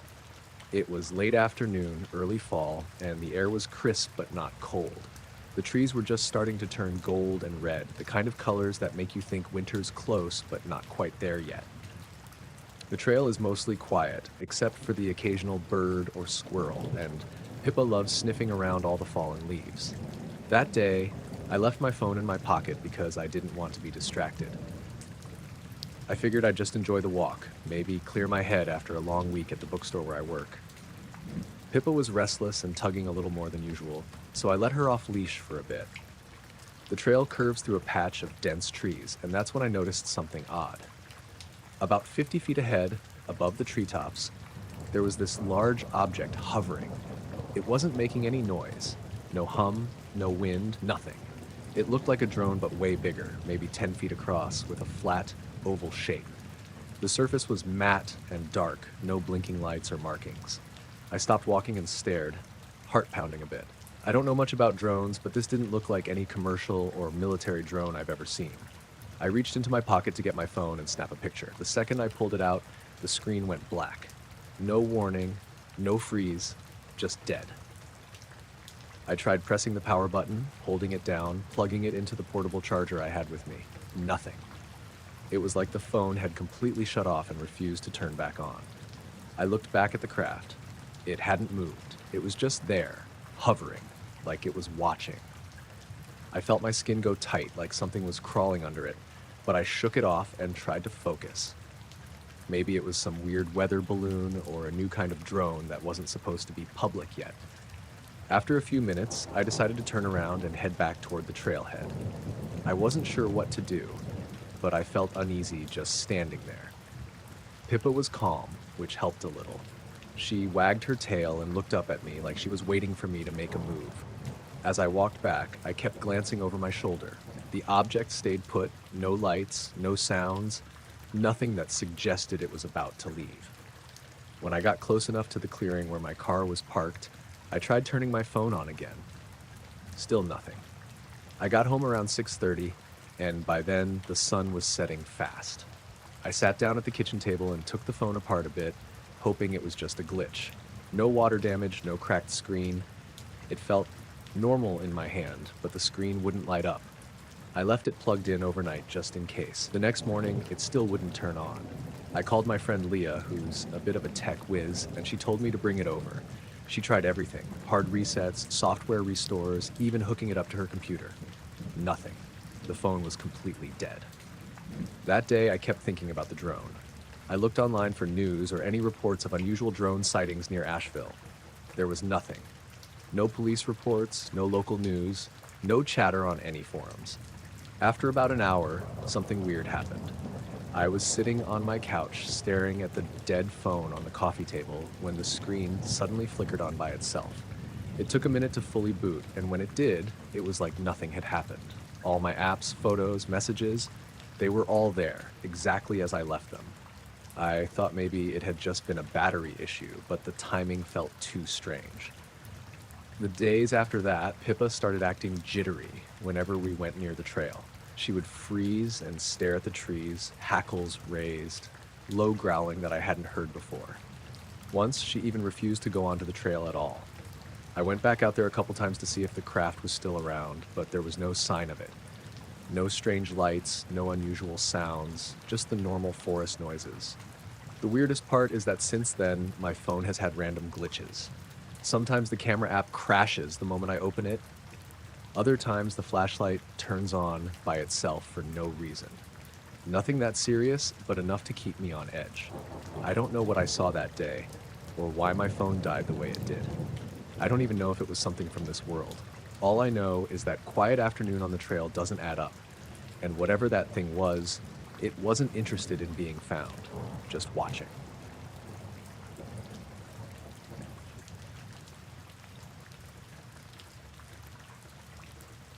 I was hiking alone, like I usually do. I prefer it that way. No distractions, just me and the trail. That morning, I left my phone off and in my pack except for the earbuds, which I had plugged into my phone earlier but then unplugged because I like to listen to the sounds around me. Still, I kept the earbuds in my ears, more out of habit than anything else. The trail was quiet, typical for midweek, early fall. The trees were just starting to change colors, and the air had that crisp, slightly damp feel you get when the sun's still low but climbing. I'd been walking for maybe an hour, nothing unusual, just the crunch of leaves underfoot and the occasional bird call. Then, out of nowhere, I started hearing this noise in my earbuds. It wasn't music or anything I recognized. It was faint at first, like static, but it had a rhythm, like a conversation, only it wasn't any language I knew. It was garbled, almost electronic, but distorted like an old radio picking up a weak signal. It reminded me a little of those sci-fi shows where aliens are trying to communicate, but you can't quite understand them. At first, I thought maybe it was someone playing a prank nearby, or that the earbuds had malfunctioned and were picking up some weird interference. But the weird part was, my phone was zipped away in my backpack and completely off. I double-checked before leaving. I stopped walking and pulled out the earbuds to check. They were unplugged, just dangling in my hands and totally silent once disconnected from the phone. When I put them back in, the noise came back, soft but clear enough to make my skin crawl. I figured maybe I was just tired or imagining it, so I kept walking. But the noise stayed, low, rhythmic, like voices talking back and forth. Not human voices, though. I swear it was something else. It didn't make sense, but it was definitely there. I glanced behind me, expecting to see another hiker or someone messing around, but the trail was empty. No one. Just trees and the fading light of the afternoon. The more I listened, the more unsettled I got. The sounds weren't like any language or code I'd ever heard, but they weren't random either. They felt deliberate, like something was trying to talk through the earbuds. I slowed down and looked around. The forest felt heavier, like the air itself had thickened. I realized I was holding my breath without thinking about it. Then, suddenly, the noises stopped. I hadn't moved, but I glanced back the way I'd come, like something about the air shifted. It was quieter, too quiet. No birds, no rustling leaves, just silence. I turned around slowly, scanning the trees and the underbrush, but still nothing there. The only sound was my own heartbeat, pounding in my ears louder than before. I decided to take out the earbuds and put them away for real this time. As soon as I did, the forest seemed to breathe again. The birds started calling. The wind picked up just enough to shake leaves down. I shook my head, trying to clear my thoughts. I kept hiking back the way I came, sticking to the main trail. The whole time, I couldn't get the feeling off that I was being watched, like something had been following me, just out of sight. By the time I got back to my car, it was dark enough that the parking lot lights flickered on. I checked my phone. No messages, no missed calls, no strange signals or anything. I don't know what that noise was or why it came through my unplugged earbuds. I'm not the kind to freak out over stuff like this, but that day felt different. Like something was there, just beyond the edge of what I could see or hear, trying to make contact without really showing itself. I'm not sure I want to go back to that trail alone again, so...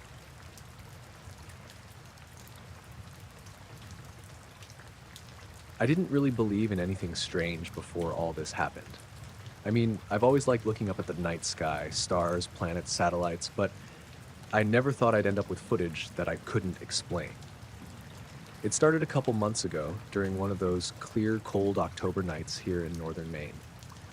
I'm a photographer, mostly landscape and nature stuff, and I got into night sky time-lapse photography last year. I'd set up my camera in the backyard of my place in Eastport, a small town right on the coast. The air was crisp, a little damp from the ocean fog that had rolled out earlier, and I was hoping to catch some good shots of the Milky Way, or maybe the Northern Lights if I was lucky. That night, I set the camera on the tripod in the side yard, pointed it up at the sky just past the tree line, and programmed it to take a photo every 10 seconds for about 4 hours. I figured I'd check the footage the next morning. The next day, I downloaded the images and started stitching them into a time-lapse video. I was scrolling through, watching the stars slowly move across the sky, the clouds drifting by now and then, when I noticed something odd. There was this shape, sort of oval, kind of like a balloon or a blimp, right in the middle of the frame. It was dark at first, almost blending into the sky, but then it slowly started rotating. Not the stars or the planets, just this shape. It moved too, but very subtly, almost like it was hovering. At first I thought it was a drone, or maybe some kind of weather balloon caught in the frame. But then the colors started to change. The shape shifted from a deep blue to an eerie green, then a dull orange, cycling slowly. None of the stars did anything like that. Planets don't just glow in changing colors, and there wasn't a plane or helicopter light pattern. I went outside right away to see if I could spot anything with my own eyes, but the sky was clear, and I didn't see anything unusual. No lights, no shape, nothing. I showed the footage to my friend Lena. She's a wildlife biologist and knows a bit about drones and all that tech. She said, could be some kind of weird camera artifact or light reflection. I wanted to believe her, but the more I looked at the footage, the less sense it made. The next night, I set the camera up again, same spot, same time interval. I stayed out there longer, just watching the sky. The air smelled of salt and pine. Luna, my dog, a lean little border collie mix with sharp eyes, was restless, sniffing the ground and staring at the tree line. Around midnight, the wind picked up, and there was that low hum you sometimes get from distant power lines or a passing plane. But Luna stopped and growled low, staring toward the water. I looked that way too, but saw nothing. The camera caught the same shape again, this time a little higher in the sky, rotating, glowing faintly. The colors were more muted, pastel-like. When I reviewed the footage that morning, I noticed something else weird. The shape's rotation didn't seem consistent. Sometimes it spun clockwise, sometimes counterclockwise. but the stars were all steady and slow, drifting eastward like normal. The shape's movement didn't match any natural pattern. I started checking the local weather radar and flight paths for drones or aircraft, but nothing matched the time or location. Over the next week, it kept happening. Every night, the shape appeared somewhere in the frame, rotating and cycling colors. Sometimes it got close to the horizon, other times it was almost at the zenith. Luna never seemed relaxed during these nights. She'd follow me around, her ears twitching, alert to sounds I couldn't hear. One night, I decided to try and get a better look. I brought out my binoculars and set up a second camera with a zoom lens. I sat in the yard, Luna curled up next to me, fog rolling off the nearby harbor. The shape appeared around 11:45 p.m., just as the air got colder. I focused the binoculars on it, but it was oddly blurry, like looking at it through a heat haze or a dirty window. Then the colors started cycling again, deep green to blue to a dull amber. But there was something else, a faint pulsating glow, almost like it was breathing. I blinked and looked away, then back, and it had shifted slightly in position. No sudden jumps, just slow movement. I tried to catch it on the zoom camera, but the image kept distorting and pixelating strangely around the edges of the shape, almost like interference. I got the feeling it was watching me as much as I was watching it. After about half an hour, it drifted slowly upward and faded from view. The street lamps buzzed faintly, and Luna whimpered softly. The next day, I compared the timestamps from the cameras. The zoom lens camera had several minutes of missing footage, just black frames with static sound. The main time-lapse camera was fine. I kept replaying the footage, trying to see if maybe I missed something. A person, a drone, a balloon. Nothing. The shape didn't cast a shadow on the clouds or reflect light like anything I'd ever seen. Some nights, when the sky was overcast, the shape was absent.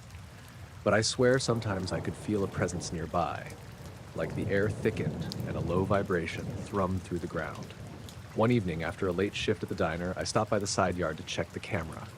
It was a clear, cold night, and the stars were brilliant. Luna sat quietly beside me, tail flicking. I noticed the battery pack for the camera was warm, even though it hadn't been charging. That didn't make sense. The shape appeared again, low on the horizon, rotating slower than usual. This time, it wasn't just the color cycling. The shape's surface seemed to ripple, like waves on water. The light from it cast an odd glow on the nearest pine trees, but nothing else. I moved closer, trying not to spook Luna. As I watched, I saw a small part of the shape flicker and become transparent for a second, almost like it wasn't fully there. I snapped a photo with my phone. The camera lens focused on the sky, but when I checked the photo, the shape was gone, just empty blackness where it should have been. I put my phone down, feeling a tight knot in my chest. The next morning, I was exhausted. My dreams were strange, fragmented images of light and color, cold wind on my face, and Luna barking at shadows. The weirdness kept building. Sometimes the streetlights would flicker when the shape appeared in the sky. Sometimes my phone would lose signal or randomly reboot. One night, I set up a motion sensor by the back door. Luna was nervous, pacing inside the house. At about 2:30 a.m., the sensor picked something up, just a soft movement near the bushes. When I looked outside, nothing was there. The next morning, the motion sensor was off, the batteries dead. That same day, I checked the time-lapse footage from the previous night. The shape showed up briefly, but halfway through the clip, the entire sky went black for about 15 seconds, then returned to normal. The stars were frozen in place. I rubbed my eyes and stared for a long time. I couldn't explain any of it. My neighbors hadn't noticed anything. No reports on the news. Just me and Luna watching the sky, feeling the nights grow heavier, the silence louder. Sometimes I wonder if I was imagining it, if the long hours staring up and the loneliness of the cold nights were playing tricks on me. But then I see the footage again, the slow rotation, the color shifts, the strange rippling, and Luna won't stop watching the horizon, ears pricked, like she's waiting for something to come back. So here I am, still pointing the camera up, waiting for the shape to appear, hoping to catch something that makes sense. But for now, all I have are questions, a restless dog, and a sky that keeps hiding secrets I can't quite reach.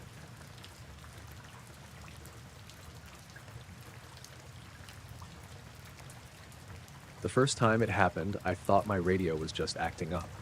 It was an old Zenith I'd picked up at a garage sale years ago, a big box with a wooden frame and a dial that still smelled faintly like cigarette smoke. I'd been tinkering with radios for decades.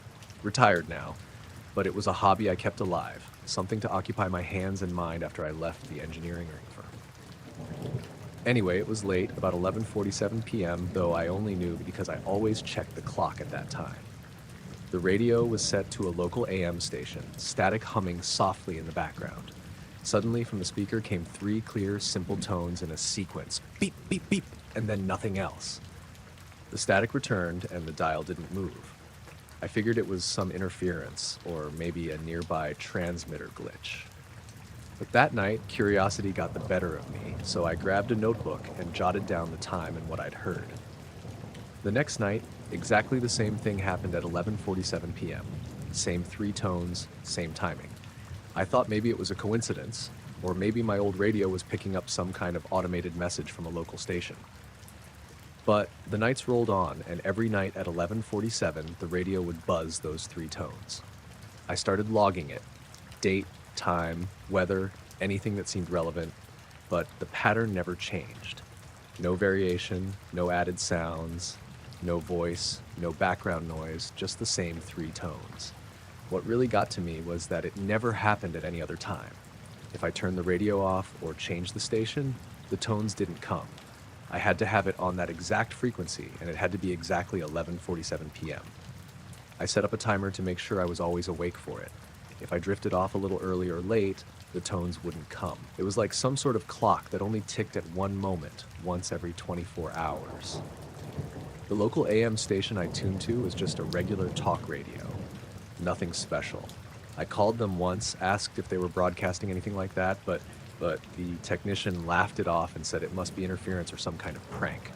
I started testing other radios, my old transistor, a newer digital set, even a shortwave receiver, but none picked up the tones like my Zenith did. That old radio was special in this way. The others just had static. Months passed and I was getting weird looks from my family because I was waking up in the middle of the night to scribble notes about some damn beeps. I didn't care. It felt important in a way I couldn't explain. One night after the tones finished, I waited.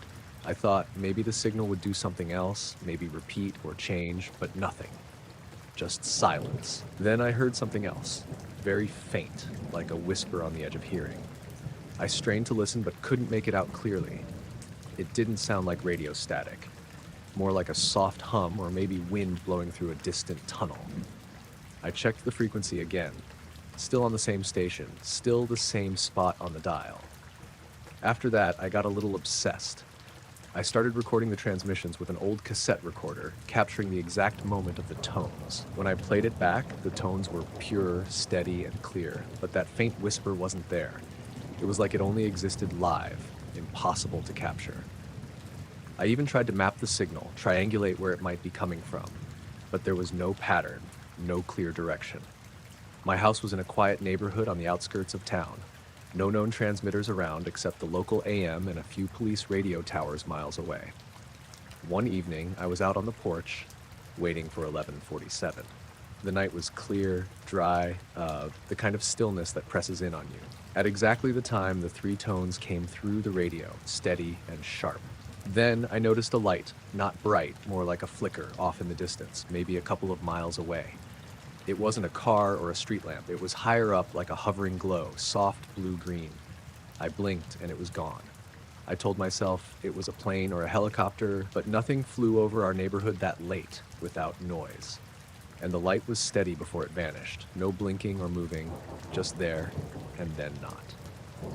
After that, the feeling that I wasn't alone in this little mystery stayed with me. It wasn't fear exactly. More like an itch under my skin, like something was waiting for me to figure it out. Some nights, when the tones came through, the static would shift, and I'd think I heard faint patterns, maybe Morse code, but nothing consistent. Just noises I could never quite pin down. My wife asked if I wanted to move the radio to another room, but I refused. That old Zenith was the only one that worked. It was almost like it was built for this. I even looked up the model number and date. made in 1953, back when radios were all tubes and dials. One morning, I woke up early and found my notes scattered on the floor near the radio. I didn't remember knocking them over, but maybe I did sleepwalk. When I picked them up, I saw a strange thing. The times for the tones weren't always exactly 11:47 anymore. Some nights, the logging showed 11:46 or 11:48. I was sure I'd been careful, but the notes didn't lie. That made me question everything. Was I just imagining the exact time? Was my internal clock off? Then I checked the radio again. It was still tuned to the same frequency. The tones came through sharp and clear as always. That same night, the faint whisper returned after the tones, clearer this time. It was like a voice trying to form words, but failing. A kind of broken murmur I could almost understand, but never quite. I didn't record it. I thought maybe if I tried, it would disappear again like before. Over the next weeks, I felt the strange presence more. Sometimes when the tones played, I'd get the feeling of being watched from somewhere far away, like a pair of eyes tracking me through the static. One night, I left the radio on all day, waiting for 11:47 to roll around again. But the tones never came. I checked the radio the next night and found it had switched stations on its own, static filling the speaker. I set it back, and the next night the tones returned. I started thinking maybe the radio itself was acting like a kind of receiver, catching signals from somewhere I couldn't reach, or maybe somewhere else was reaching out to me. There was no logic to it, no patterns, no answers. I've tried explaining it to friends, but they just laugh or change the subject. Even my son thinks I'm wasting my time. But I keep the radio on, tuned to that frequency, and every night I wait for the three tones at 11:47 p.m. Sometimes I think I'm hearing things, or maybe I'm losing it, but the watch by the bedside says it's almost time again.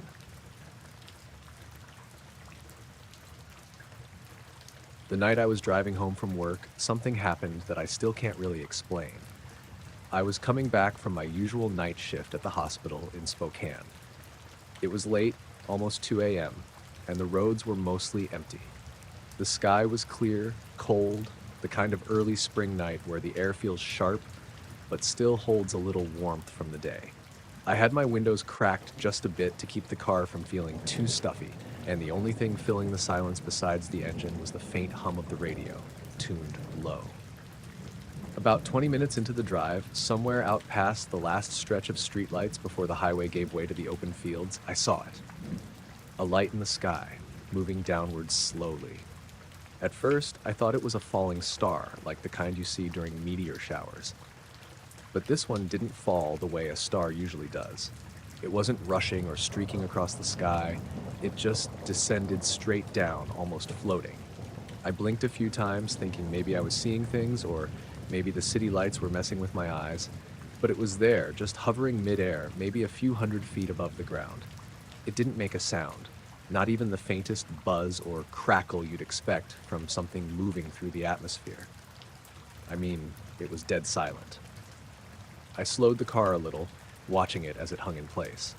The light wasn't bright like a spotlight or a street lamp. It was more like a soft glow, maybe yellowish or amber, but steady. It didn't flicker or move around much.